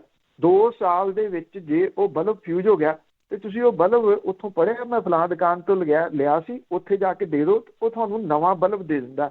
ਉਹ ਪੱਲਿਓਂ ਨਹੀਂ ਦਿੰਦਾ, ਉਹ ਕੰਪਨੀ ਦੀ ਐਕਸਚੇਂਜ ਗਾਰੰਟੀ ਆ। ਬਿਨਾਂ ਕਿਸੇ ਸ਼ੱਕ ਦੇ 100-150 ਰੁਪਏ ਦੇ CFL ਬਲਬ ਦੀ ਜਿਹੜੀ ਆ ਉਹ ਗਰੰਟੀ ਜ਼ਿਆਦਾ ਆ, ਜਾਂ ਹਜ਼ਾਰਾਂ ਲੱਖਾਂ ਰੁਪਏ ਦੇ ਖਰੀਦੇ ਗਏ ਵੈਂਟੀਲੇਟਰ ਜਿਹੜੇ ਨੇ ਉਹਨਾਂ ਦੀ ਗਰੰਟੀ ਜ਼ਿਆਦਾ। ਗਰੰਟੀ ਹੋਊਗੀ, ਜ਼ਰੂਰ ਹੋਊਗੀ, ਪਰ ਉਹ ਗਰੰਟੀ ਦੱਸਣੀ, ਕਿਉਂਕਿ ਜੇ ਦੱਸ ਦਿੱਤੀ ਜਾਂਦੀ ਇਹ ਵੈਂਟੀਲੇਟਰ ਚੱਲਣ ਲੱਗ ਜਾਣੇ। ਜੇ ਚੱਲਣ ਲੱਗ ਜਾਂਦੇ ਤੇ ਲੋਕ ਚੱਲਣ ਲੱਗ ਜਾਣੇ, ਲੋਕ ਨਹੀਂ ਚੱਲਣ ਦੇ। ਬਿਲਕੁਲ ਬਿਲਕੁਲ, ਤਾਂ ਸੋਚੀ ਸਮਝੀ ਸਕੀਮ ਲੱਗਦੀ ਹੈ ਇਹਨਾਂ ਦੀ। ਅੱਗੇ ਯੂਪੀ ਤੇ ਬਿਹਾਰ ਦੀ ਜੇ ਗੱਲ ਕਰੀਏ, ਗੰਗਾ ਦੇ ਵਿੱਚੋਂ ਜਿਹੜੀਆਂ ਲਾਸ਼ਾਂ ਉਸੇ ਤਰ੍ਹਾਂ ਮਿਲ ਰਹੀਆਂ। ਦੇਖੋ, ਇਹ ਇੱਕ ਜਿਹੜਾ ਇਨਸਾਨ ਹੈ, ਇਨਸਾਨ ਦੇ ਨਾਂ ਦੇ ਉੱਤੇ ਧੱਬਾ ਇਹਨਾਂ ਦਿਨਾਂ ਦੇ ਵਿੱਚ ਲੱਗ ਰਿਹਾ। ਇਹ ਨਹੀਂ ਸੀ ਲੱਗਣਾ ਚਾਹੀਦਾ। ਇਹ ਸਾਡੇ ਸਮਿਆਂ ਦੇ ਵਿੱਚ ਨਹੀਂ ਸੀ ਹੋਣਾ ਚਾਹੀਦਾ। ਇਹ ਹਰ ਬੰਦਾ ਸੋਚਦਾ ਕਿ ਮੈਂ ਕਿਉਂ ਦੇਖਿਆ, ਕਿ ਮੈਂ ਕਿਉਂ ਬੋਲ ਰਿਹਾ, ਮੈਂ ਇਹਦੀ ਕਿਉਂ ਗੱਲ ਕਰ ਰਿਹਾ। ਇਹ ਕਿਤੇ ਹੋਰ ਹੋਇਆ ਹੁੰਦਾ, ਅਸੀਂ ਇਹਨੂੰ ਨਾ ਦੇਖਦੇ। 1918 ਦੇ ਵਿੱਚ ਸਪੈਨਿਸ਼ ਫਲੂ ਆਇਆ ਸੀ। ਇਸ ਵੇਲੇ ਦੀਆਂ ਜਿਹੜੀਆਂ ਤਸਵੀਰਾਂ ਨੇ ਉਹ ਸਪੈਨਿਸ਼ ਫਲੂ ਤੋਂ ਜ਼ਿਆਦੀਆਂ ਖਤਰਨਾਕ ਨੇ। ਸ਼ਾਇਦ 1918 ਦੇ ਵਿੱਚ ਇੰਨੀ ਪਾਪੂਲੇਸ਼ਨ ਜਿਹੜੀ ਉਹ ਨਹੀਂ ਸੀ। ਇਹ ਇੱਕ ਕਾਰਨ ਹੋ ਸਕਦਾ, ਜਾਂ ਅਸੀਂ ਉਹ ਦੇਖੀ ਨਹੀਂ, ਅਸੀਂ ਉਹ ਚੀਜ਼ਾਂ ਸੁਣੀਆਂ ਪੜ੍ਹੀਆਂ ਨੇ, ਇਸ ਕਰਕੇ ਉਹਨੂੰ, ਕਿਉਂਕਿ ਜਿਹੜੀ ਇਸ ਤਰ੍ਹਾਂ ਦੀ ਮਹਾਂਮਾਰੀ ਹੁੰਦੀ ਆ ਉਹਦਾ ਅਸਲ ਵਰਣਨ ਤਾਂ ਉਹੀ ਕਰ ਸਕਦੇ ਆ ਜਿਨ੍ਹਾਂ ਨੇ ਵੇਖੀਆਂ ਹੁੰਦੀਆਂ ਨੇ ਭਿਆਨਕ ਤਸਵੀਰਾਂ। ਉਨਾਓ ਡਿਸਟ੍ਰਿਕਟ ਪੈਂਦਾ ਉੱਤਰ ਪ੍ਰਦੇਸ਼ ਦਾ, ਬਕਸਰ ਜਿਹੜਾ ਪੈਂਦਾ ਏਰੀਆ, ਇੱਥੇ 500 ਮੀਟਰ ਦਾ ਜਿਹੜਾ ਘੇਰਾ ਗੰਗਾ ਦੇ ਕੰਢੇ ਵਾਲਾ, ਉੱਥੇ ਹਾਲਾਤ ਇਸ ਤਰ੍ਹਾਂ ਦੇ ਬਣੇ ਆ ਕਿ JCB ਮਸ਼ੀਨਾਂ ਜਿਹੜੀਆਂ ਉਹ ਲਿਆ ਕੇ ਉਹਨਾਂ ਦੇ ਨਾਲ ਟੋਏ ਕੱਢ ਕੇ ਉਹਨਾਂ ਮਸ਼ੀਨਾਂ ਦੇ ਰਾਹੀਂ ਇਕੱਠੀਆਂ ਕਰ ਕਰਕੇ ਜਿਹੜੀਆਂ ਡੈੱਡ ਬੋਡੀਜ਼ ਉਹਨਾਂ ਟੋਇਆਂ ਦੇ ਵਿੱਚ ਸੁੱਟ ਕੇ ਉੱਤੇ ਮਿੱਟੀ ਪਾ ਦਿੱਤੀ ਗਈ। ਇਹ ਬਹੁਤੇ ਡੂੰਘੇ ਟੋਏ ਨਹੀਂ ਕੱਢੇ ਗਏ। ਜਿੰਨੇ ਕੁ ਟੋਏ ਕੱਢੇ ਗਏ ਉੱਥੋਂ ਇਹ ਆ ਕਿ ਜਿਹੜੇ ਜਾਨਵਰ ਨੇ, ਕੁੱਤੇ ਵਗੈਰਾ, ਉਹ ਉਹਨੂੰ ਪੱਟ ਸਕਣ। ਹਾਲਾਤ ਇਸ ਏਰੀਏ ਦੇ ਵਿੱਚ ਇਸ ਤਰ੍ਹਾਂ ਦੇ ਬਣੇ ਹੋਏ ਆ ਕਿ ਜਿਹੜੀਆਂ ਇੱਥੇ ਲਾਸ਼ਾਂ ਦਬਾਈਆਂ ਗਈਆਂ ਨੇ, ਕੋਈ ਕੁੱਤੇ ਜਿਹੜੇ ਨੇ ਉਹ ਕਿਸੇ ਦਾ ਪੈਰ ਖਿੱਚੀ ਫਿਰਦੇ ਨੇ, ਕੋਈ ਕਿਸੇ ਦਾ ਹੱਥ ਖਿੱਚੀ ਫਿਰਦੇ ਨੇ। ਮਨੁੱਖਾਂ ਦੇ ਅੰਗ ਜਿਹੜੇ ਆ ਉਹ ਇਸ ਗੰਗਾ ਕਿਨਾਰੇ ਖਿਲਰੇ ਫਿਰਦੇ ਆ। ਬਹੁਤ ਸਾਲ ਪਹਿਲਾਂ ਇੱਕ ਮਹਾਨ ਫਿਲਮਕਾਰ ਹੋਏ ਨੇ, ਦੁਨੀਆ 'ਚ ਨਹੀਂ ਹੈਗੇ, ਰਾਜ ਕਪੂਰ। ਉਹਨਾਂ ਨੇ ਇੱਕ ਫਿਲਮ ਬਣਾਈ ਸੀ, ਚੰਗੇ ਭਲੇ ਵੇਲਿਆਂ 'ਚ ਬਣਾ ਗਏ। ਅੱਜ ਬਣਾਈ ਹੁੰਦੀ ਤੇ 295A ਦਾ ਪਰਚਾ ਉਹਨਾਂ ਦੇ ਉੱਤੇ ਪੱਕਾ ਸੀ। ਉਹਦਾ ਨਾਮ ਉਹਨਾਂ ਨੇ ਰੱਖਿਆ ਸੀ ਰਾਮ ਤੇਰੀ ਗੰਗਾ ਮੈਲੀ। ਤਾਂ ਉਹ ਉਦੋਂ ਪਤਾ ਨਹੀਂ ਹੋਈ ਸੀ ਕਿ ਨਹੀਂ ਹੋਈ ਸੀ, ਜਾਂ ਉਹਨਾਂ ਦਾ ਥਾਟ ਕੀ ਸੀਗਾ, ਕਿਉਂਕਿ ਉਹ ਤਾਂ ਫਿਲਮ ਦੀ ਇੱਕ ਹੀਰੋਇਨ ਗੰਗਾ ਦੇ ਦੁਆਲੇ ਘੁੰਮਦੀ ਸੀ। ਅੱਜ ਮੈਲੀ ਜ਼ਰੂਰ ਹੋਈ ਹੈ। ਉਹ ਅੱਜ ਇਸ ਕਰਕੇ ਮੈਲੀ ਹੋਈ ਆ ਕਿ ਐਸਾ ਸਿਸਟਮ ਗਰਕ ਗਿਆ ਕਿ ਅੰਕੜੇ ਜਿਹੜੇ ਆ ਉਹ ਫੇਰ ਵੀ ਲੁਕੋਏ ਜਾ ਰਹੇ ਆ। ਜਿਹੜੇ ਕੁੱਤੇ ਨੇ ਉਹ ਇਹਨਾਂ ਅੰਗਾਂ ਨੂੰ ਬਸਤੀਆਂ ਵੱਲ ਨੂੰ ਖਿੱਚੀ ਫਿਰਦੇ ਆ, ਉੱਥੇ ਲਈ ਫਿਰਦੇ ਆ। ਕਿੰਨੀਆਂ ਲਾਸ਼ਾਂ ਨੇ? ਪਹਿਲੇ ਦਿਨ ਜਦੋਂ ਲਾਸ਼ਾਂ ਸੀ ਤੇ ਇਹ ਆਖਿਆ ਗਿਆ ਜੀ ਨਹੀਂ, ਉੱਥੇ ਕੋਈ 10-15 ਲਾਸ਼ਾਂ ਨੇ। ਚਾਹੇ ਇੱਕ ਲਾਸ਼ ਸਿੰਗਲ ਹੋਵੇ, ਲਾਸ਼ ਤਾਂ ਕਿਸੇ ਵਿਅਕਤੀ ਦੀ ਹੈ ਨਾ। ਹੁਣ ਤਾਂ ਗਿਣਤੀ ਪਤਾ ਨਹੀਂ ਕਿੰਨੀਆਂ ਦੱਬ ਦਿੱਤੀਆਂ ਗਈਆਂ। ਉਹਦੇ ਵਿੱਚੋਂ ਕੌਣ ਕਿਹੜੇ ਧਰਮ ਦਾ ਸੀਗਾ ਇਹ ਵੀ ਕੋਈ ਨਹੀਂ ਪਤਾ ਜਿਹੜਾ ਉਹ ਕੀਤਾ ਗਿਆ। ਸਾਡੇ ਇੱਥੇ ਜਿਹੜੇ ਸੰਸਕਾਰਾਂ ਦੀ ਕਹਾਣੀ ਬੜੀ ਲੰਬੀ ਚੌੜੀ ਪਾਈ ਜਾਂਦੀ ਹੈ ਕਿ ਸਾਡੇ ਸੰਸਕਾਰ ਜਿਹੜੇ ਨੇ ਉਹ ਬੜੇ ਮਹਾਨ ਨੇ, ਬੜੇ ਅਮੀਰ ਨੇ। ਅਸੀਂ ਸਾਲ ਦੇ ਵਿੱਚ ਇੱਕ ਵਾਰੀ ਰੋਟੀ ਕਰਦੇ ਹਾਂ ਤੇ ਅਸੀਂ ਉਹਦੇ ਵਿੱਚ ਦਾਨ ਪੁੰਨ ਕਰਦੇ ਆਪਣੇ ਪਿੱਤਰਾਂ ਨੂੰ। ਕਹਿੰਦੇ ਜਿਹੜੀ ਰੋਟੀ ਕਿਸੇ ਨੂੰ ਖਵਾ ਰਹੇ ਆ ਉਹ ਪਿੱਤਰਾਂ ਨੂੰ ਜਾਂਦੀ ਆ, ਕਿਉਂਕਿ ਅਸੀਂ ਉਹਨਾਂ ਨੂੰ ਯਾਦ ਰੱਖਣਾ। ਤੇ ਕੁਛ ਲੋਕ ਨੇ ਜਿਹੜੇ ਗਤੀ ਵੀ ਕਰਾਉਂਦੇ ਆ। ਚਲੋ ਮੈਂ ਕਿਸੇ ਦੇ ਉੱਤੇ ਕਦੀ ਵੀ ਟਿੱਪਣੀ ਨਹੀਂ ਕਰਦਾ, ਜਿਹੜੀ ਚੀਜ਼ ਕਿਸੇ ਨੂੰ ਚੰਗੀ ਲੱਗਦੀ ਆ ਉਹ ਕਰ ਸਕਦਾ, ਜਿਹੜੀ ਨਹੀਂ ਚੰਗੀ ਲੱਗਦੀ ਉਹ ਨਾ ਕਰੇ। ਪਰ ਇਹਦਾ ਜ਼ਿਕਰ ਇਸ ਵੇਲੇ ਤਾਂ ਕਰਕੇ ਹੋ ਰਿਹਾ ਕਿ ਉਹ ਜਿਹੜੀਆਂ ਪੁਰਾਤਨ ਜਿਹੜੀਆਂ ਚੀਜ਼ਾਂ ਜਿਨ੍ਹਾਂ ਦੇ ਵਾਸਤੇ ਅਸੀਂ ਕਹਿੰਦੇ ਸੀ ਕਿ ਬਹੁਤ ਇਹ ਮਹਾਨ ਨੇ, ਸਾਡੇ ਪਿੱਤਰਾਂ ਤੱਕ ਇੱਥੇ ਖਵਾਈ ਰੋਟੀ ਪਹੁੰਚ ਜਾਂਦੀ ਹੈ ਤੇ ਇੱਥੋਂ ਕਰਵਾਈ ਗਤੀ ਉਹਨਾਂ ਦੀ ਜਿਹੜੀ ਉਹ ਹੋ ਜਾਂਦੀ ਆ। ਇਹ ਜਿਹੜੇ ਲੋਕ ਨੇ ਜਿਨ੍ਹਾਂ ਦਾ ਪਤਾ ਹੀ ਨਹੀਂ ਕਿਹੜੇ ਧਰਮ ਦੇ ਉਹ ਨਾਲ ਰਿਲੇਟਡ ਸਨ, ਮੁਸਲਿਮ ਸਨ, ਹਿੰਦੂ ਸਨ, ਕ੍ਰਿਸਚੀਅਨ ਸਨ, ਜੈਨੀ, ਬੋਧੀ ਕੌਣ ਸਨ, ਉਹਨਾਂ ਸਾਰਿਆਂ ਨੂੰ ਇਕੱਠੇ ਕਰਕੇ ਇੱਕ ਟੋਏ ਦੇ ਵਿੱਚ ਜਿਹੜਾ ਉਹ ਦੱਬ ਦਿੱਤਾ ਗਿਆ।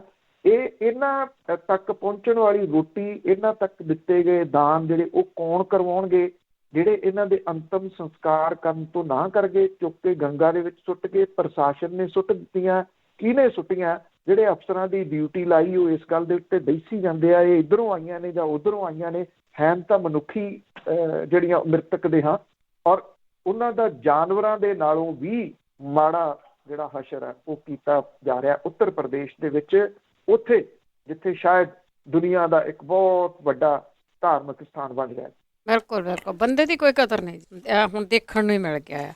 ਅੱਗੇ ਕਾਂਗਰਸ ਦਾ ਘਟੋਕਲੇਸ਼ੀ ਦੀ ਜੇ ਗੱਲ ਕਰੀਏ, ਆਪੋ ਆਪਣੇ ਧੜੇ ਵਧਾਉਣ ਦਾ ਰੁਝਾਨ, ਉਹ ਜਿਹੜੇ ਨਵਜੋਤ ਸਿੰਘ ਸਿੱਧੂ ਜਾਂ ਬਾਕੀ ਜਿਹੜੇ ਨੇ ਜਿਹੜੀਆਂ ਮੀਟਿੰਗਾਂ ਦਾ ਸਿਲਸਿਲਾ ਜਾਰੀ ਹੈ, ਉਸ ਮਾਮਲੇ ਦੇ ਵਿੱਚ ਜਿਹੜੇ ਕੈਪਟਨ ਅਮਰਿੰਦਰ ਸਿੰਘ ਦੇ ਨਾਲ ਨੇ, ਜਿਨ੍ਹਾਂ ਦਾ ਪਤਾ ਹੀ ਆ, ਕਿਉਂਕਿ ਖੁੱਲ੍ਹ ਕੇ ਖੇਡਣ ਦਾ ਮੌਕਾ, ਖੁੱਲ੍ਹ ਕੇ ਖਾਣ ਦਾ ਮੌਕਾ ਜਿਨ੍ਹਾਂ ਨੂੰ ਦਿੱਤਾ ਗਿਆ ਹੋਵੇ, ਤੇ ਫਿਰ ਉਹਨਾਂ ਨੇ ਤਾਂ ਗੁਰਬਾਣੀ ਦੀ ਤੋਂ ਕਹਿ ਕੇ ਜਿਸ ਦਾ ਦਿੱਤਾ ਖਾਵੜਾ ਤਿਸ ਕਹੀਏ ਸਾਬਾਸ, ਉਹਦੇ ਤਾਂ ਹੱਕ ਦੇ ਵਿੱਚ ਫਿਰ ਉਹਨਾਂ ਨੇ ਬੋਲਣਾ ਹੀ ਆ।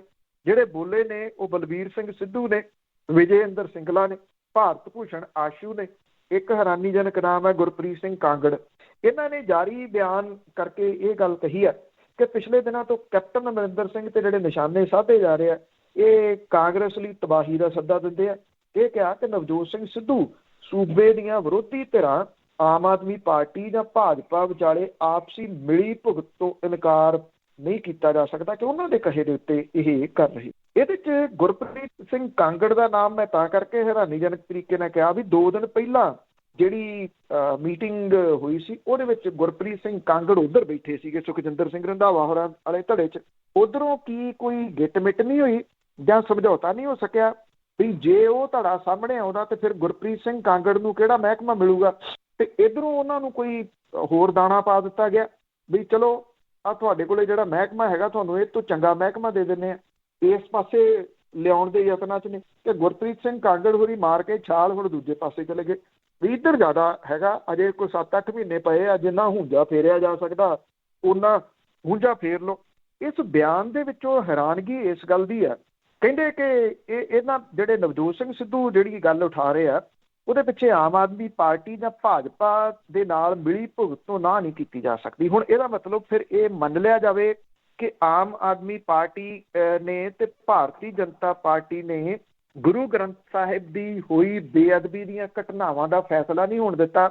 ਆਮ ਆਦਮੀ ਪਾਰਟੀ ਤੇ ਭਾਰਤੀ ਜਨਤਾ ਪਾਰਟੀ ਨੇ ਜਿਹੜਾ ਨਸ਼ੇ ਦੇ ਲੱਕ ਤੋੜਨ ਦੀ ਗੱਲ ਕਹੀ ਜਾ ਰਹੀ ਸੀ ਉਹ ਤੋੜਿਆ ਨਹੀਂ ਜਾ ਸਕਿਆ, ਉਹ ਖਤਮ ਨਹੀਂ ਕੀਤਾ ਜਾ ਸਕਿਆ। ਆਮ ਆਦਮੀ ਪਾਰਟੀ ਤੇ ਭਾਰਤੀ ਜਨਤਾ ਪਾਰਟੀ ਨੇ ਘਰ ਘਰ ਨੌਕਰੀ ਵਾਲਾ ਵਾਅਦਾ ਜਿਹੜਾ ਉਹ ਪੂਰਾ ਨਹੀਂ ਹੋਣ ਦਿੱਤਾ। ਇਹਦਾ ਮਤਲਬ ਕਿ ਪੰਜਾਬ ਦੇ ਵਿੱਚ ਸਰਕਾਰ ਫਿਰ ਆਮ ਆਦਮੀ ਪਾਰਟੀ ਤੇ ਭਾਰਤੀ ਜਨਤਾ ਪਾਰਟੀ ਦੀ ਹੈ, ਕਾਂਗਰਸ ਦੀ ਤਾਂ ਹੈ ਹੀ ਨਹੀਂ। ਜੇ ਕਾਂਗਰਸ ਦੀ ਸਰਕਾਰ ਹੁੰਦੀ ਤੇ ਫਿਰ ਤਾਂ ਇਹ ਸਾਰੇ ਵਾਅਦੇ ਜਿਹੜੇ ਸੀ ਲੋਕਾਂ ਦੇ ਨਾਲ ਕੀਤੇ ਗਏ ਇਹ ਪੂਰੇ ਹੋ ਜਾਂਦੇ। ਜੇ ਇਹ ਪੂਰੇ ਨਹੀਂ ਹੋਏ ਇਹ ਕਾਂਗਰਸ ਨੇ ਨਹੀਂ ਕੀਤੇ। ਇਹ ਤਾਂ ਮੇਰਾ ਖਿਆਲ ਸਮਝ ਆਉਣ ਵਾਲੀ ਜਿਹੜੀ ਗੱਲ ਹੈ, ਕਿਸੇ ਨੂੰ ਵੀ ਸਮਝ ਜਿਹੜੀ ਉਹ ਆ ਜਾਣੀ ਚਾਹੀਦੀ ਆ। ਪਰ ਇਹ ਇਸ ਵੇਲੇ ਧੜੇਬੰਦੀਆਂ ਨੇ, ਧੜੇਬੰਦੀਆਂ ਇੱਕ ਤੋਂ ਬਾਅਦ ਦੂਜੀ, ਦੂਜੀ ਤੋਂ ਬਾਅਦ ਤੀਜੀ, ਤੀਜੀ ਤੋਂ ਬਾਅਦ ਚੌਥੀ ਜਿਹੜੀ ਆ ਉਹ ਡੇ ਬਾਈ ਡੇ ਵੱਧਦੀ ਤੁਰੀ ਜਾਂਦੀ ਆ। ਰਾਜ ਸਭਾ ਦੇ ਦਲਿਤ ਮੈਂਬਰ ਨੇ ਸ਼ਮਸ਼ੇਰ ਸਿੰਘ ਦੂਲੋ, ਉਹਨਾਂ ਨੇ ਆਪਣੀ ਵੱਖਰਾ ਜਿਹੜਾ ਦੀ ਉਹ ਢੋਲ ਵਜਾਇਆ। ਕਹਿੰਦੇ ਚਰਨਜੀਤ ਚੰਨੀ ਦੇ ਵੱਲੋਂ ਦਲਿਤ ਵਿਧਾਇਕਾਂ ਦੇ ਨਾਲ ਜਿਹੜੀ ਕੀਤੀ ਗਈ ਮੀਟਿੰਗ ਆ ਉਹਦੇ ਉੱਤੇ ਉਹਨਾਂ ਨੇ ਕਿੰਤੂ ਪਰੰਤੂ ਕੀਤਾ। ਕਹਿੰਦੇ ਉਹਨਾਂ ਨੂੰ ਹੁਣ ਚੇਤਾ ਆਇਆ ਕਿ ਦਲਿਤ ਮੁੱਦੇ ਵੀ ਹੈਗੇ ਨੇ। ਕਹਿੰਦੇ ਪਹਿਲਾਂ ਤਾਂ ਉਹ ਮਲਾਈ ਖਾਂਦੇ ਰਹੇ ਜਿਹੜੇ ਸਰਕਾਰ ਦੇ ਨਾਲ ਰਹੇ, ਤੇ ਹੁਣ ਇੱਕਦਮ ਜਦੋਂ ਸਰਕਾਰ ਜਿਹੜੀ ਉਹਦਾ ਅਖੀਰਲਾ ਸਾਲ ਸ਼ੁਰੂ ਹੋ ਗਿਆ ਤੇ ਹੁਣ ਇਹਨਾਂ ਨੂੰ ਦਲਿਤ ਮੁੱਦਿਆਂ ਦਾ ਚੇਤਾ ਕਿੱਥੋਂ ਆਇਆ? 4 ਸਾਲਾਂ ਦੇ ਦੌਰਾਨ ਤਾਂ ਇਹਨਾਂ ਨੇ ਦਲਿਤ ਮੁੱਦਿਆਂ ਦੇ ਬਾਰੇ ਦੇ ਵਿੱਚ ਇੱਕ ਸਵਾਲ ਵੀ ਨਹੀਂ ਪੁੱਛਿਆ। ਤੇ ਦਿਲੋਂ ਸਾਹਿਬ ਜਿਹੜੇ ਨੇ ਉਹਨਾਂ ਨੇ ਇਹ ਗੱਲ ਕਹੀ ਹੈ ਕਿ ਇਹਨਾਂ ਵਿਧਾਇਕਾਂ ਨੇ ਕਦੇ ਵੀ ਅਨੁਸੂਚਿਤ ਜਾਤੀ ਵਜ਼ੀਫਾ ਜਾਰੀ ਕਰਨ ਦੇ ਵਿੱਚ ਹੋ ਰਹੀ ਦੇਰੀ, ਗੈਰ ਕਾਨੂੰਨੀ ਮਾਈਨਿੰਗ, ਜ਼ਹਿਰੀਲੀ ਸ਼ਰਾਬ ਪੀਣ ਕਰਕੇ ਹੋਈਆਂ ਮੌਤਾਂ ਵਰਗੇ ਮੁੱਦਿਆਂ ਤੇ ਲੜਾਈ ਨਹੀਂ ਲੜੀ। ਵਿਧਾਇਕਾਂ ਨੂੰ ਪਤਾ ਹੈ ਕਿ ਉਹ ਆਪਣੇ ਵਾਅਦਿਆਂ ਨੂੰ ਪੁਗਾਉਣ ਦੇ ਵਿੱਚ ਫੇਲ ਹੋਏ ਆ ਤੇ ਹੁਣ ਕਿਹੜੇ ਮੂੰਹ ਦੇ ਨਾਲ ਅਗਲੀਆਂ ਵਿਧਾਨ ਸਭਾ ਚੋਣਾਂ ਦੇ ਵਿੱਚ ਵੋਟਾਂ ਮੰਗਣਗੇ, ਜਿਹਦੇ ਕਰਕੇ ਇਹ ਮੂੰਹ ਲੁਕਾਉਂਦੇ ਫਿਰਦੇ ਨੇ। ਸੋ ਇਹ ਮਾਮਲਾ ਕਾਂਗਰਸ ਦੇ ਵਿਚਾਲੇ ਵਾਲਾ ਜਾਰੀ ਆ। ਦੇਖਦੇ ਆ ਅਗਲਾ ਸੀਨ ਕੀ। ਬਸ ਪਤਾ ਨਹੀਂ ਸ਼ਾਇਦ ਇਹ ਰਲ ਮਿਲ ਕੇ ਕਰਦੇ ਜਾਂ ਸੱਚੀ ਇਹ ਕੰਮ ਆ। ਤੇ ਅੱਗੇ ਬਠਿੰਡੇ ਦੇ ਥਾਣੇਦਾਰ ਦੀ ਜੇ ਗੱਲ ਕਰੀਏ, ਵੈਸੇ ਤਾਂ ਖਾਕੀ ਆ ਜਿਹੜੀ ਇਹਦੇ ਤੇ ਸਦਾ ਹੀ ਇਹਨੂੰ ਕੋਈ ਗੰਦਲਾ ਨਹੀਂ ਕਰਦਾ, ਇਹਨਾਂ ਨੇ ਖੁਦ ਨੇ ਗੰਦਲਾ ਕੀਤੀ ਆ। ਇੱਕ ਹੋਰ ਖਾਕੀ ਨੇ ਜਿਹੜਾ ਉਹ ਦਾਗ ਲਾਇਆ। ਦੇਖੋ, ਜਿਹੜੀ ਗੱਲ ਨਸ਼ੇ ਦੀ ਕਿਤੇ ਨਾ ਕਿਤੇ ਇਹਦੀ ਜਿਹੜੀ ਨਸ਼ੇ ਦੀ ਇਨਵੋਲਵਮੈਂਟ ਆ ਉਹ ਇਹਦੇ ਵਿੱਚ ਵੀ ਹੈ ਤੇ ਉਹ ਓਵਰਆਲ ਜਿਹੜੀ ਉਹ ਦਿਸਦੀ ਆ ਵੱਖ-ਵੱਖ ਕੇਸਾਂ ਦੇ ਵਿੱਚ। ਇਹਨੂੰ ਜੇ ਤੁਸੀਂ ਸਮਝੋ ਤੇ ਇਹ ਉਹਦੇ ਨਾਲ ਗਾਂਹ ਜੁੜੀਆਂ ਹੋਈਆਂ ਗੱਲਾਂ ਨੇ। ਇਹਦੇ ਵਿੱਚ ਜਿਹੜਾ ਇੱਕ ਜ਼ਿਕਰ ਕਰਨਾ ਹੋਰ ਜ਼ਰੂਰੀ ਹੋਊਗਾ, ਪਿਛਲੇ ਦਿਨੀ ਇੱਕ ਪੱਤਰਕਾਰ ਦੀ ਮੌਤ ਹੋ ਗਈ ਸੀ ਬਠਿੰਡੇ ਦੇ ਵਿੱਚ ਹੀ। ਗੋਨੇਆਣਾ ਰੋਡ ਦੇ ਉੱਤੇ ਉਹ ਮੋਟਰਸਾਈਕਲ ਤੇ ਜਾ ਰਿਹਾ ਸੀ, ਟਰੱਕ ਦੇ ਵਿੱਚ ਉਹਦਾ ਮੋਟਰਸਾਈਕਲ ਵੱਜਿਆ। ਮੋਟਰਸਾਈਕਲ ਹਾਦਸੇ ਵਾਲੀ ਜਗ੍ਹਾ ਤੋਂ ਦੂਜੀ ਸਾਈਡ ਦੇ ਉੱਤੇ 500 ਮੀਟਰ ਦੂਰ ਮਿਲਿਆ। ਪੱਤਰਕਾਰ ਲਾਪਤਾ ਹੋ ਗਿਆ। ਜਦੋਂ ਮਿਲੀ ਤਾਂ ਉਹਦੀ ਲਾਸ਼ ਮਿਲੀ, ਉਹ ਵੀ ਝੀਲ ਦੇ ਵਿੱਚੋਂ, ਤੇ ਉਹਦੀ ਜੇਬ ਦੇ ਵਿੱਚੋਂ ਇੱਕ ਨੋਟ ਮਿਲਿਆ, ਖੁਦਕੁਸ਼ੀ ਨੋਟ, ਜਿਹਦੇ ਵਿੱਚ ਉਹਨੇ ਇੱਕ ਉਸ ਪਰਿਵਾਰ ਦੇ ਉੱਤੇ ਦੋਸ਼ ਲਾਏ ਜਿਹੜਾ ਕਿ ਚਿੱਟੇ ਦੀ ਸਮਗਲਿੰਗ ਦੇ ਵਿੱਚ STF ਨੇ ਫੜਿਆ ਸੀ। ਉਹ ਬੰਦਾ, ਉਹਦੀ ਪਤਨੀ ਤੇ ਉਹਦਾ ਮੁੰਡਾ, ਕਿ ਉਹ ਮੈਨੂੰ ਪਰੇਸ਼ਾਨ ਕਰਦੇ ਆ। ਗੱਲ ਆਈ ਗਈ ਹੋ ਗਈ, ਕਿਸੇ ਨੇ ਦੇਖੀ ਨਹੀਂ, ਸੁਣੀ ਨਹੀਂ। ਗੱਲ ਅਸਲ ਦੇ ਵਿੱਚ ਇਹ ਸੀ ਕਿ ਉਹ ਜਿਹੜੇ ਪੱਤਰਕਾਰ ਦੀ ਮੌਤ ਹੋਈ ਸੀ ਉਹਦਾ ਨੇੜਲਾ ਰਿਸ਼ਤੇਦਾਰ DSP ਸੀਗਾ STF ਦੇ ਵਿੱਚ, ਜਿਹਨੇ ਇਸ ਪਰਿਵਾਰ ਨੂੰ ਫੜਿਆ ਸੀ। ਜਿਹੜੀ ਔਰਤ ਸੀ, ਜਦੋਂ ਉਹ ਬਾਹਰ ਆਈ ਤੇ ਉਹਨੇ ਆ ਕੇ DSP ਸੱਦਿਆ ਵੀ ਮੈਂ ਹੋਰ ਜਾਣਕਾਰੀ ਤੈਨੂੰ ਦਊ, ਤੇ ਉੱਥੇ ਪੁਲਿਸ ਸੱਦ ਲਈ ਕਿ ਮੇਰੇ ਨਾਲ ਇਹ ਜ਼ਬਰ ਜਨਾਹ ਕਰਦਾ ਸੀ। ਪੁਲਿਸ ਨੇ ਆ ਦੇਖਿਆ ਨਾ ਤਾਂ DSP ਜਿਹੜਾ ਸੀ ਉਹਨੂੰ ਫੜ ਲਿਆ। ਹੁਣ ਇਹ ਜਿਹੜਾ ਮਾਮਲਾ ਇਹ ਉਹਦੇ ਨਾਲ ਜੁੜਿਆ ਹੋਇਆ ਨਹੀਂ, ਪਰ ਉਹਦੇ ਵਰਗਾ। ਇੱਥੇ ਜਿਹੜੇ ਆ ਉਹ ਕਹਾਣੀ ਦੇ ਕਿਰਦਾਰ ਬਦਲਦੇ ਆ। ASI ਆ ਗੁਰਵਿੰਦਰ ਸਿੰਘ, CIA ਸਟਾਫ ਬਠਿੰਡਾ ਲੱਗਿਆ ਹੋਇਆ। ਉਹ ਇੱਕ ਔਰਤ ਹੈ ਜਿਹੜੀ ਕਿ ਵਿਧਵਾ ਔਰਤ ਹੈ, ਉਹਨੂੰ ਉਹ ਕਾਬੂ ਦੇ ਵਿੱਚ ਕਰਨ ਦੇ ਉਹ ਵਿਉਂਤਾਂ ਜਿਹੜੀਆਂ ਉਹ ਬੁਣਦਾ। ਇਹਦੀਆਂ ਬੜੀਆਂ ਸਾਰੀਆਂ ਜਿਹੜੀਆਂ ਫੋਨ ਕਾਲ ਦੀਆਂ ਰਿਕਾਰਡਿੰਗਸ ਨੇ ਇਸ ਵੇਲੇ ਸੋਸ਼ਲ ਮੀਡੀਆ ਦੇ ਉੱਤੇ ਵਾਇਰਲ ਹੋਈਆਂ, ਜਿਹਦੇ ਵਿੱਚ ਉਹ ਇੱਕੋ ਗੱਲ ਜਿਹੜੀ ਕਰਦਾ ਕਿ ਮੈਂ ਤੇਰੇ ਪੁੱਤ ਦੇ ਕੇਸ ਦੇ ਵਿੱਚ, ਜਿਹਨੂੰ ਕਿ NDPS ਐਕਟ ਦੇ ਵਿੱਚ ਪੁਲਿਸ ਨੇ ਘਰੋਂ ਚੁੱਕਿਆ, ਉਹ ਉਸ ਮਾਮਲੇ 'ਚ ਗਵਾਹੀ ਮੇਰੀ ਆ, ਤੂੰ ਫਿਕਰ ਨਾ ਕਰ, ਉਹ ਮੈਂ ਸਾਰਾ ਕੁਝ ਸੈੱਟ ਕਰ ਦੂੰਗਾ, ਪਰ ਤੂੰ ਮੇਰੇ ਕਹਿਣੇ ਦੇ ਵਿੱਚ ਰਹਿ। ਕਹਿਣੇ ਦੇ ਵਿੱਚ ਕੀ ਰਹਿ ਉਹ ਸਭ ਨੂੰ ਪਤਾ। ਉਹਦੀ ਇੱਥੋਂ ਤੱਕ ਜਿਹੜੀ ਜੀ ਉਹ ਜੁਰਤ ਹੁੰਦੀ ਹੈ ਕਿ ਉਹ ਇਹਦੇ ਘਰੇ ਜਾ ਵੜਦਾ। ਜਿਹੜੀ ਔਰਤ ਆ ਉਹ ਕੁਛ ਜਿਹੜੇ ਮੁਤਬਰ ਬੰਦੇ ਨੇ ਉਹਨਾਂ ਨੂੰ ਪਹਿਲਾਂ ਦੱਸ ਚੁੱਕੀ ਹੈ ਤੇ ਉਹ ਉੱਥੇ ਲੁਕੇ ਨੇ, ਜਿਨ੍ਹਾਂ ਨੇ ਇਹਨੂੰ ਆ ਕੇ ਉੱਤੋਂ ਫੜਿਆ। ਵੀਡੀਓ ਬਣਾ ਕੇ ਉਹਨਾਂ ਨੇ SSP ਤੱਕ ਜਿਹੜੀ ਦਿੱਤੀ ਕਿ ਤੁਹਾਡਾ ਆ ਪੁਲਸੀਆ ਇੱਕ ਆ ਕਰਤੂਤ ਕਰਦਾ ਫਿਰਦਾ। ਔਰ ਜਿਹੜੇ ਜਦੋਂ ਇਹ ਵੀਡੀਓ ਸੀ ਉਹ ਇੱਕਦਮ ਵਾਇਰਲ ਹੋ ਗਈ, ਚੁਫੇਰੇ ਰੌਲਾ ਪੈ ਗਿਆ। ਔਰ ਰੌਲਾ ਪੈਣ ਤੋਂ ਬਾਅਦ ਪੁਲਿਸ ਦੇ ਕੋਲੇ ਕੋਈ ਰਾਹ ਨਹੀਂ ਬਚਿਆ ਕਿ ਉਹ ਜਿਹੜੇ ASI ਗੁਰਵਿੰਦਰ ਸਿੰਘ ਸੀ ਉਹਨੂੰ ਅਰੈਸਟ ਕੀਤਾ। 376 ਦੇ ਅਧੀਨ ਉਹ 'ਤੇ ਮੁਕੱਦਮਾ ਦਰਜ ਹੋ ਗਿਆ। ਇਹ ਕਿਹਾ ਗਿਆ ਕਿ ਇਹਦਾ ਮੁੰਡਾ ਫੜਿਆ ਗਿਆ, ਉਹਦੇ ਹੁਣ SIT ਜਿਹੜੀ ਆ ਉਹ ਬਣਾ ਦਿੱਤੀ ਤੇ SIT ਉਸ ਮਾਮਲੇ ਦੀ ਵੀ ਜਾਂਚ ਉਹ ਕਰੂਗੀ। ਇੱਥੇ ਖੋਇਆ ਇਹ ਆ ਕਿ ਪੁਲਿਸ ਜਿਹੜੀ ਆ ਉਹ ਹਲਕ ਗਈ। ਔਰ ਹਲਕਿਆ ਹੋਇਆ ਜਿਹੜਾ ਜਾਨਵਰ ਮਾੜਾ ਹੁੰਦਾ, ਜੇ ਬੰਦਾ ਹਲਕ ਗਿਆ ਤੇ ਉਹ ਤਾਂ ਉਦੋਂ ਵੱਧ ਮਾੜਾ, ਜਾਨਵਰ ਤੋਂ ਵੀ ਵੱਧ ਮਾੜਾ। ਜਦੋਂ ਕੰਟਰੋਲ ਕੋਈ ਨਹੀਂ ਰਿਹਾ, ਜਿਹੜੇ ਵੱਡੇ ਅਫਸਰ ਨੇ ਉਹਨਾਂ ਨੂੰ ਮਹੀਨੇ ਦੇਣੇ ਪੈਂਦੇ ਆ, ਮਹੀਨੇ ਦੇ, ਤੇ ਫਿਰ ਉਹ ਹੇਠਲਿਆਂ ਦੀ ਡਿਊਟੀ ਲਾਉਣਗੇ। ਹੇਠਲੇ ਕੀ ਕਰਤੂਤਾਂ ਕਰਦੇ ਫਿਰਦੇ ਨੇ, ਇਹ ਜਿੰਨੀਆਂ ਇਹ ਆਡੀਓ ਜਿਹੜੀਆਂ ਜਾਰੀ ਹੋਈਆਂ ਨੇ, ਮਤਲਬ ਕਿ ਡਰ ਭੌ ਬਿਲਕੁਲ ਜਿਹੜਾ ਉਹ ਚੁੱਕਿਆ ਹੋਇਆ। ਇਹਦੇ ਵਿੱਚ ਸਿਆਸਤ ਜਿਹੜੀ ਆ ਉਹ ਇਨਵੋਲਵ ਆ। ਹਲਕਾ ਇੰਚਾਰਜ ਇਹ ਅਕਾਲੀ ਦਲ ਦੇ ਵੇਲੇ ਲੱਗਣੇ ਸ਼ੁਰੂ ਹੋਏ ਸੀ। ਉਹ ਆਪਣੇ ਤਰੀਕੇ ਦੇ ਨਾਲ ਜਿਹੜਾ ਹਲਕਾ ਇੰਚਾਰਜ ਹੈ ਉਹ ਆਪਣਾ ASI ਲਵਾਉਂਦਾ, ਆਪਣਾ SHO ਲਵਾਉਂਦਾ, ਆਪਣਾ DSP ਲਵਾਉਂਦਾ। ਹਾਂ, ਜੇ ਪਾਵਰਫੁਲ ਆ ਤਾਂ ਉਹ ਆਪਣਾ SSP ਵੀ ਲਵਾਉਂਦਾ। ਫਿਰ ਉਹਦੇ ਹਿਸਾਬ ਦੇ ਨਾਲ ਇਹ ਕੰਮ ਕਰਦੇ ਨੇ। ਜਦੋਂ ਉਹਦੇ ਹਿਸਾਬ ਦੇ ਨਾਲ ਕੰਮ ਕਿਉਂ ਕਰਦੇ ਆ, ਤੁਸੀਂ ਹੈਰਾਨ ਹੋਵੋਗੇ। ਜਿਹੜੇ ਥਾਣੇ ਆ ਉਹ ਠੇਕੇ ਤੇ ਦਿੱਤੇ ਹੋਏ ਆ ਪੋਲੀਟੀਸ਼ੀਅਨਾਂ ਨੇ। ਕਿ ਕਿਸ ਥਾਣੇ ਤੋਂ ਕਿੰਨੇ ਪੈਸੇ ਆਉਣੇ ਆ, ਉਹ ਪੈਸੇ ਪੁਲਿਸ ਨੇ ਕਿਵੇਂ ਕਮਾਉਣੇ ਆ, ਉਹ ਲੋਕਾਂ ਨੂੰ ਝੂਠੇ ਕੇਸਾਂ ਦੇ ਵਿੱਚ ਫਸਾ ਕੇ ਪੈਸੇ ਜਿਹੜੇ ਉਹ ਬਣਾਏ ਜਾਂਦੇ ਆ। ਇਹ ਸਾਰੀ ਕਹਾਣੀ ਉਸ ਚੀਜ਼ ਦੇ ਵਿੱਚੋਂ ਨਿਕਲੀ ਹੋਈ ਆ। ਜਿੱਥੇ ਵਾੜ ਖੇਤ ਨੂੰ ਖਾਣ ਲੱਗ ਜੇ ਤੇ ਉੱਥੇ ਉਸ ਫਿਰ ਖੇਤ ਦਾ ਕੀ ਹਾਲ ਹੋ ਸਕਦਾ ਹੈ, ਉਹੋ ਜਿਹੀ ਕਹਾਣੀ। ਬਿਲਕੁਲ, ਹੁਣ ਤਾਂ ਲੋਕਾਂ ਨੂੰ ਸਿੱਧੇ ਹੋਣਾ ਪਊਗਾ। ਤੇ ਅੱਗੇ ਗੱਲ ਕਰਦੇ, ਜਿਹੜੀ ਸਰਹੱਦ ਤੇ ਜਿਸ ਕੁੜੀ ਦੀ ਡੈਥ ਹੋਈ ਆ, ਉਸ ਦਾ ਪਿਤਾ ਲਾਪਤਾ, ਉਸਨੇ ਸਬੂਤ ਦੇਣੇ ਸੀ। ਇਹ ਹੁਣ ਪਤਾ ਨਹੀਂ ਜੀ ਇਹ ਕਹਾਣੀ ਦਾ ਟਵਿਸਟ ਹੈ ਕੀ ਆ ਕੀ ਨਹੀਂ, ਕਿਉਂਕਿ ਇਸ ਕਹਾਣੀ ਦੇ ਦੋ ਪਹਿਲੂ ਨੇ। ਜਿੱਦਣ ਪਹਿਲੇ ਦਿਨ ਆਈ ਮੈਂ ਉਸ ਦਿਨ ਵੀ ਗੱਲ ਕੀਤੀ ਸੀਗੀ ਵੀ ਇੱਥੋਂ ਦੇ ਜਿਹੜੇ ਦਰਬਾਰੀ ਚੈਨਲਸ ਨੇ, ਜਿਵੇਂ ਉਹਨਾਂ ਨੇ ਚੁੱਕਿਆ ਇਸ ਗੱਲ ਨੂੰ, ਉਹਨਾਂ ਨੇ ਇਉਂ ਚੁੱਕਿਆ ਜਿਵੇਂ ਇਸ ਮਾਮਲੇ ਦੇ ਵਿੱਚ ਕਿਸਾਨ ਆਗੂ ਜ਼ਿੰਮੇਵਾਰ ਹੋਣ ਜਾਂ ਕਿਸਾਨ ਆਗੂਆਂ ਦੇ ਨਾਮ ਬੋਲਦੇ ਹੋਣ ਇਹਦੇ ਵਿੱਚ, ਵੀ ਉਹਨਾਂ ਨੇ ਇਹੋ ਜਿਹਾ ਕੁਝ ਜਿਹੜਾ ਉਹ ਕੀਤਾ। ਜਦੋਂ ਕਿ ਇਹਦੇ ਦੂਜੇ ਪੱਖ ਆਉਣੇ ਸ਼ੁਰੂ ਹੋਏ ਤੇ ਇਹਨਾਂ ਚੈਨਲਾਂ ਦੀ ਥੋੜ੍ਹੀ ਜਿਹੀ ਫੂਕ ਨਿਕਲੀ। ਹੁਣ ਇਹ ਜਿਹੜਾ ਮਾਮਲਾ ਆ ਰਿਹਾ ਸਾਹਮਣੇ ਜਿਹੜੇ ਆ ਰਹੇ ਕਿ ਐਕਚੁਅਲੀ ਇਸ ਲੜਕੀ ਦੇ ਨਾਲ ਛੇੜਛਾੜ ਜਿਹੜੀ ਆ ਉਹ ਟ੍ਰੇਨ ਦੇ ਵਿੱਚ ਹੋਈ ਸੀ। ਜਦੋਂ ਇਹ ਲੜਕੀ ਇਹ ਪੱਛਮੀ ਬੰਗਾਲ ਦੇ ਵਿੱਚੋਂ ਇੱਧਰ ਪੰਜਾਬ ਵੱਲ ਨੂੰ ਆ ਰਹੀ ਸੀ, ਜਿਹੜੇ ਕੁਝ ਲੜਕੇ ਨਾਲ ਆ ਰਹੇ ਸੀ, ਉੱਥੇ ਇੱਕ ਗਰੁੱਪ ਆਇਆ ਸੀਗਾ ਇੱਥੇ ਕਿਸਾਨ ਸੰਘਰਸ਼ ਦੇ ਵਿੱਚ ਪਾਰਟੀਸਪੇਟ ਕਰਨ ਲਈ, ਉਹ ਲੜਕੇ ਇਹਦੇ ਵਿੱਚ ਸ਼ਾਮਲ ਸਨ। ਉਹਨਾਂ ਨੇ ਇਹਦੇ ਨਾਲ ਛੇੜਖਾਨੀ ਜਿਹੜੀ ਆ ਉਹ ਰਸਤੇ ਦੇ ਵਿੱਚ ਕੀਤੀ ਆ। ਇਸ ਕਰਕੇ ਜਿਹੜਾ ਉਹਦਾ ਪਿਓ ਸੀਗਾ ਉਹ ਪਹਿਲਾਂ ਇਸ ਮਾਮਲੇ ਦੇ ਉੱਤੇ ਬਹੁਤਾ ਕੁਝ ਨਹੀਂ ਸੀ ਕਰਨਾ ਚਾਹੁੰਦਾ, ਕਿਉਂਕਿ ਇੱਥੇ ਇਹਨੂੰ ਕਰੋਨਾ ਹੋ ਗਿਆ ਸੀ ਕੁੜੀ ਨੂੰ, ਤੇ ਉਹ ਹਸਪੀਟਲ ਦੇ ਵਿੱਚ ਦਾਖਲ ਰਹੀ। ਔਰ ਜਿਹੜਾ ਉਹਦਾ ਸਮਾਨ ਸੀ ਜਿਹਦੇ ਵਿੱਚ ਫੋਨ ਵਗੈਰਾ ਸੀ, ਉਹਨੇ ਉਹਦੇ ਪਿਓ ਨੂੰ ਦੇ ਦਿੱਤਾ ਸੀਗਾ ਜਦੋਂ ਇਹਦੀ ਮੌਤ ਹੋ ਗਈ। ਇਹਦਾ ਪਿਓ ਪੁਲਿਸ ਦੇ ਸੰਪਰਕ ਦੇ ਵਿੱਚ ਸੀਗਾ ਤੇ ਕੱਲ ਉਹਨੇ ਇਹ ਫੋਨ ਪੁਲਿਸ ਨੂੰ ਦੇਣਾ ਸੀਗਾ, ਜਿਹਦੇ ਵਿੱਚ ਉਹਦੀ ਕੁੜੀ ਦੀ ਚੈਟ ਤੇ ਬਾਕੀ ਜਿਹੜੀ ਫੋਨ ਰਿਕਾਰਡ ਸੀਗਾ ਉਹ ਮਿਲ ਸਕਦਾ ਸੀਗਾ। ਹੁਣ ਪੁਲਿਸ ਇਹ ਕਹਿੰਦੀ ਆ ਕਿ ਉਹਦੇ ਪਿਤਾ ਨੇ ਕੱਲ ਇਹ ਗੱਲ ਕਹੀ ਸੀ ਕਿ ਉਹ ਕਿਸੇ ਸੁਰੱਖਿਅਤ ਜਗ੍ਹਾ ਦੇ ਉੱਤੇ ਆ, ਉਦੋਂ ਬਾਅਦ ਉਹਦਾ ਫੋਨ ਸਵਿਚ ਆਫ ਹੋ ਗਿਆ। ਪੁਲਿਸ ਕਹਿੰਦੀ ਆ ਕਿ ਉਹਦੀ ਲੋਕੇਸ਼ਨ ਟਰੇਸ ਨਹੀਂ ਕੀਤੀ ਜਾ ਸਕੀ ਅਜੇ ਤੱਕ ਕਿ ਉਹ ਕਿਹੜੀ ਜਗ੍ਹਾ ਦੇ ਉੱਤੇ ਆ ਔਰ ਉਹ ਗਾਇਬ ਕਿਉਂ ਹੋ ਗਿਆ। ਇਹਦੇ ਵਾਸਤੇ ਵੀ ਪੁਲਿਸ ਜਿਹੜੀ ਆ ਉਹਨੇ ਹੈਰਾਨੀ ਪ੍ਰਗਟ ਜਿਹੜੀ ਉਹ ਕੀਤੀ ਆ।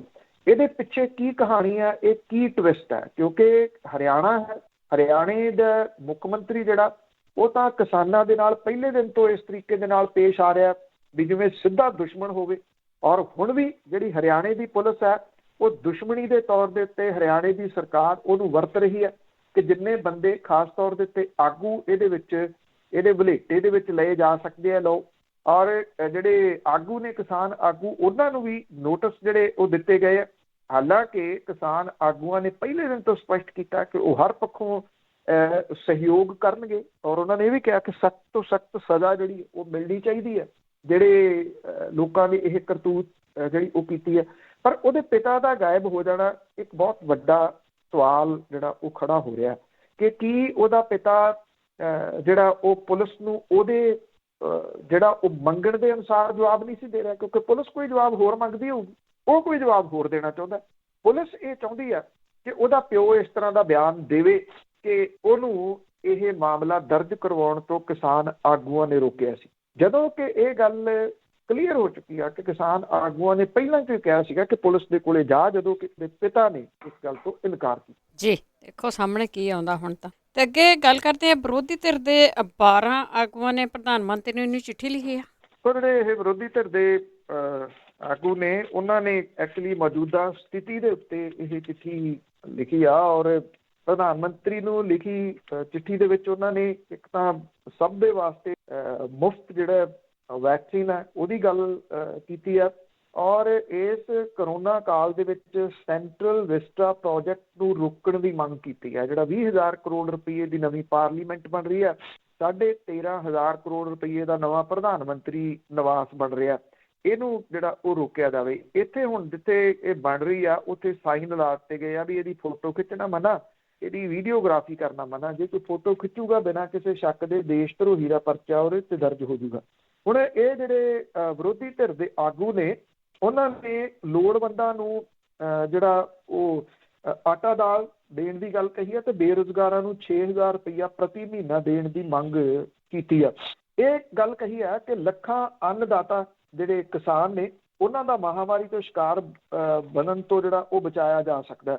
ਇਹਦੇ ਵਿੱਚ ਕਾਂਗਰਸ ਦੀ ਪ੍ਰਧਾਨ ਸੋਨੀਆ ਗਾਂਧੀ, ਸਾਬਕਾ ਪ੍ਰਧਾਨ ਮੰਤਰੀ ਤੇ JDS ਦੇ ਆਗੂ HD ਦੇਵਗੌੜਾ, NCP ਦੇ ਸ਼ਰਦ ਪਵਾਰ ਨੇ ਦਸਤਖਤ ਕੀਤੇ ਨੇ। ਇਸ ਤੋਂ ਇਲਾਵਾ ਮਹਾਰਾਸ਼ਟਰ ਦੇ ਮੁੱਖ ਮੰਤਰੀ ਉद्धਵ ਠਾਕਰੇ, ਪੱਛਮੀ ਬੰਗਾਲ ਦੀ ਮੁੱਖ ਮੰਤਰੀ ਮਮਤਾ ਬੈਨਰਜੀ, MK ਸਟਾਲਿਨ, हेमंत सोरेन ਤੇ ਸਾਬਕਾ ਮੁੱਖ ਮੰਤਰੀਆਂ ਫਾਰੂਕ ਅਬਦੁੱਲਾ, ਅਖਿਲੇਸ਼ ਯਾਦਵ ਨੇ ਵੀ ਇਸ ਚਿੱਠੀ ਤੇ ਸਾਈਨ ਕੀਤੇ ਆ। ਤੇਜਸਵੀ ਯਾਦਵ, ਡੀ ਰਾਜਾ, ਸੀਤਾਰਾਮ ਯੇਚਰੀ ਵੀ ਇਸ ਚਿੱਠੀ ਦੇ ਉੱਤੇ ਸਾਈਨ ਕਰਨ ਵਾਲਿਆਂ ਦੇ ਵਿੱਚ ਸ਼ਾਮਲ ਨੇ। ਇਹਨਾਂ 12 ਆਗੂਆਂ ਦੇ ਵੱਲੋਂ COVID-19 ਮਹਾਮਾਰੀ ਜਿਹੜੀ ਆ ਇਹਨੂੰ ਮੌਜੂਦਾ ਮੁਖੀ ਦਾ ਤਰਾਸਦੀ ਦਾ ਇੱਕ ਅਣਕਿਆਸਿਆ ਜਿਹੜਾ ਜੀ ਉਹ ਰੂਪ ਦੱਸਿਆ, ਔਰ ਉਹਨਾਂ ਨੇ ਇਹ ਗੱਲ ਕਹੀ ਆ ਕਿ ਕੇਂਦਰ ਦੀ ਸਰਕਾਰ ਜਿਹੜੀ ਆ ਉਹ ਪ੍ਰੋਪਰ ਪ੍ਰਬੰਧ ਨਹੀਂ ਇਹਦੇ ਜਿਹੜਾ ਜੀ ਉਹ ਕਰ ਰਹੀ। ਇਹ ਕਿਹਾ ਗਿਆ ਕਿ ਬਦਕਿਸਮਤੀ ਦੇ ਨਾਲ ਤੁਹਾਡੀ ਸਰਕਾਰ ਨੇ ਕਿਸੇ ਸੁਝਾਅ ਨੂੰ ਜਾਂ ਤਾਂ ਉਹਨਾਂ ਨੇ ਅੱਖੋਂ ਪਰੋਖੇ ਕਰਤਾ ਜਾਂ ਨਾ ਹੀ ਕਰਦੀ, ਇਸ ਕਰਕੇ ਹੀ ਗੰਭੀਰ ਹੋ ਗਈ ਆ, ਇਸ ਵੇਲੇ ਤਰਾਸਦੀ ਬਣ ਗਈ ਆ। ਇਹ ਕਿਹਾ ਗਿਆ ਕਿ ਜਿਹੜੇ ਸਾਰੇ ਮੌਜੂਦਾ ਆਲਮੀ ਤੇ ਘਰੇਲੂ ਵੈਕਸੀਨ ਖਰੀਦੀ ਜਾਵੇ, ਪੂਰੇ ਮੁਲਕ ਦੇ ਵਿੱਚ ਤੁਰੰਤ ਫ੍ਰੀ ਵੈਕਸੀਨ ਮੁਹਿੰਮ ਚਲਾਈ ਜਾਵੇ, ਵੈਕਸੀਨ ਦਾ ਘਰੇਲੂ ਪੱਧਰ ਦੇ ਉੱਤੇ ਉਤਪਾਦਨ ਜਿਹੜਾ ਵਧਾਇਆ ਜਾਵੇ ਤੇ ਵੈਕਸੀਨ ਲਈ ਬਜਟ 'ਚ ਰੱਖੇ 35,000 ਕਰੋੜ ਰੁਪਈਏ ਖਰਚ ਕੀਤੇ ਜਾਣ, ਔਰ ਸੈਂਟਰਲ ਵਿਸਟਾ ਪ੍ਰੋਜੈਕਟਾਂ ਦੀ ਉਸਾਰੀ ਰੋਕੀ ਜਾਵੇ। ਇਹ ਪੈਸਾ ਆਕਸੀਜਨ ਤੇ ਵੈਕਸੀਨ ਦੇ ਵਾਸਤੇ ਜਿਹੜਾ ਉਹ ਲਾਇਆ ਜਾਵੇ। ਇਹ ਮੰਨੀ ਨਹੀਂ ਜਾਣੀ ਗੱਲ, ਕਿਉਂਕਿ ਜਿਹੜੀ ਕੇਂਦਰ ਦੀ ਸਰਕਾਰ ਜਾਂ ਉੱਥੇ ਬੈਠੇ ਜਿਹੜਾ ਇੱਕ ਵਿਅਕਤੀ ਹੈ ਉਹਦੇ ਸਿਰਫ ਦਿਮਾਗ 'ਚ ਇੱਕੋ ਗੱਲ ਹੈ ਕਿ ਮੈਂ ਇਤਿਹਾਸ ਦੇ ਵਿੱਚ ਇਸ ਪੱਖੋਂ ਲੁਕਾਉਣਾ ਵੀ ਆਹ ਜਿਹੜੀ ਵਿਸਟਾ ਬਿਲਡਿੰਗ ਸੀ ਇਹ ਕਿਹਨੇ ਬਣਾਈ ਸੀ, ਆਹ ਪ੍ਰਧਾਨ ਮੰਤਰੀ ਨਿਵਾਸ ਕਿਹਨੇ ਬਣਾਇਆ ਸੀ। ਕਿਉਂਕਿ ਪੁਰਾਣੇ ਜਿਹੜੇ ਆਗੂ ਸੀ ਉਹਨਾਂ ਦਾ ਚਰਚਾ ਇਸ ਗੱਲ ਦੇ ਉੱਤੇ ਹੁੰਦਾ ਏਮਜ਼ ਕਿਹਨੇ ਬਣਾਇਆ ਸੀ, JNU ਕਿਹਨੇ ਬਣਾਈ ਸੀਗੀ, ਜਿਹੜੀ ਆਹ ਫਲਾਂ ਯੂਨੀਵਰਸਿਟੀ ਕਿਹਨੇ ਬਣਾਈ ਸੀ, ਫਲਾਂ ਜਿਹੜਾ ਮੈਡੀਕਲ ਅਦਾਰਾ ਉਹ ਕਿਹਨੇ ਬਣਾਇਆ ਸੀ। ਉਹੋ ਜਿਹਾ ਕੁਛ ਤਾਂ ਬਣਾਇਆ ਨਹੀਂ।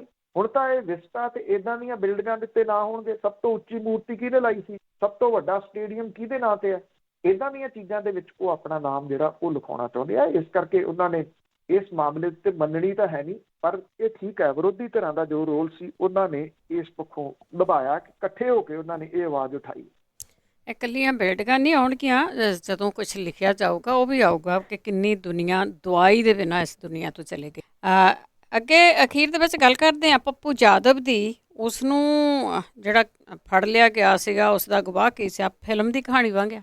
32 ਸਾਲ ਪੁਰਾਣਾ ਜਿਹੜੇ ਦੋ ਬੰਦਿਆਂ ਦੇ ਅਗਵਾ ਕਾਂਡ ਦੇ ਵਿੱਚ ਜਿਹੜੇ ਪੱਪੂ ਯਾਦਵ ਆ ਉਹਨੂੰ ਅਰੈਸਟ ਕੀਤਾ ਗਿਆ, ਔਰ ਜਿਹੜੇ ਵਾਰੰਟ ਜਾਰੀ ਹੋਏ ਆ ਉਹਦੇ ਵਿੱਚ ਜਿਹੜੇ ਬੰਦੇ ਨੂੰ ਅਗਵਾ ਕਰਨ ਦਾ ਕੇਸ ਹੈ ਉਹਦੇ ਬੇਟੀ ਦੇ ਵਿਆਹ ਦੇ ਵਿੱਚ ਉਹ 17 ਫਰਵਰੀ ਨੂੰ ਚੀਫ ਗੈਸਟ ਬਣੇ ਹੋਏ ਸੀਗੇ, ਜਿੱਥੇ ਉਹਨਾਂ ਨੇ ਜਾ ਕੇ ਉਹਦੀ ਬੇਟੀ ਨੂੰ ਅਸ਼ੀਰਵਾਦ ਜਿਹੜਾ ਉਹ ਦਿੱਤਾ। ਇਸ ਮਾਮਲੇ ਦੇ ਉੱਤੇ ਹੁਣ ਸਾਰੇ ਚੁੱਪ ਨੇ, ਕਿਉਂਕਿ ਸਰਕਾਰ ਦੇ ਨਾਲ ਪੰਗਾ ਕੌਣ ਲਵੇ, ਕਿਉਂਕਿ ਪੱਪੂ ਯਾਦਵ ਨੇ ਉਹ ਐਂਬੂਲੈਂਸਾਂ ਵਿਖਾਤੀਆਂ ਜਿਹੜੀਆਂ ਕੱਪੜੇ ਪਾ ਕੇ ਉੱਤੇ ਖੜੀਆਂ ਕੀਤੀਆਂ ਹੋਈਆਂ ਸੀ, MP ਲੈਂਡ ਦੇ ਵਿੱਚੋਂ ਆਈਆਂ ਨੇ।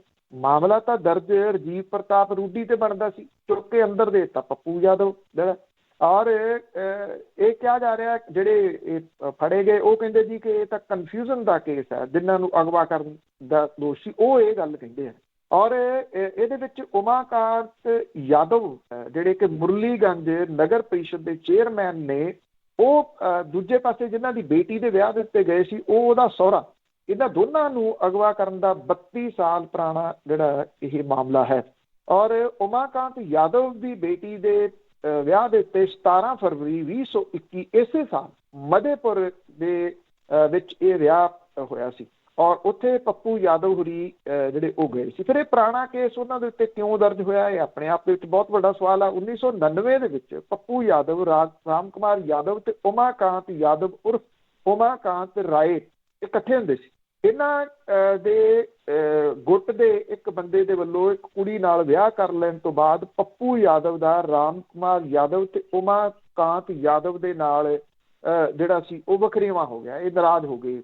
ਇਹਦੇ ਦੌਰਾਨ 29 ਜਨਵਰੀ 99 ਨੂੰ ਰਾਮ ਕੁਮਾਰ ਯਾਦਵ ਦੇ ਕਜ਼ਨ ਸ਼ੈਲਿੰਦਰ ਯਾਦਵ ਨੇ ਮੁਰਲੀਗੰਜ ਥਾਣੇ ਦੇ ਵਿੱਚ ਸ਼ਿਕਾਇਤ ਦਰਜ ਕਰਾਈ ਕਿ ਪੱਪੂ ਯਾਦਵ ਨੇ ਦਿਨ ਦਿਹਾੜੇ 10 ਵਜੇ ਰਾਮ ਕੁਮਾਰ ਯਾਦਵ ਤੇ ਉਮਾਕਾਂਤ ਯਾਦਵ ਨੂੰ ਜਾਨ ਤੋਂ ਮਾਰਨ ਦੀ ਨੀਅਤ ਦੇ ਨਾਲ ਉਹਨਾਂ ਨੂੰ ਅਗਵਾ ਕਰ ਲਿਆ। ਹੁਣ ਰਾਮ ਕੁਮਾਰ ਯਾਦਵ ਇਹ ਕਹਿੰਦੇ ਆ ਕਿ ਇੱਦਾਂ ਦਾ ਮਾਮਲਾ ਹੈ ਹੀ ਨਹੀਂ ਸੀ। ਉਹ ਕਹਿੰਦੇ ਉਸ ਦਿਨ ਪੱਪੂ ਯਾਦਵ ਦੀ ਗੱਡੀ ਦੇ ਵਿੱਚ ਅਸੀਂ ਸਾਰੇ ਬਹਿ ਕੇ ਗਏ ਸੀਗੇ ਤੇ ਸਾਨੂੰ ਇਹ ਲੱਗਿਆ ਕਿ ਸਾਨੂੰ ਅਗਵਾ ਕਰ ਲਿਆ ਗਿਆ।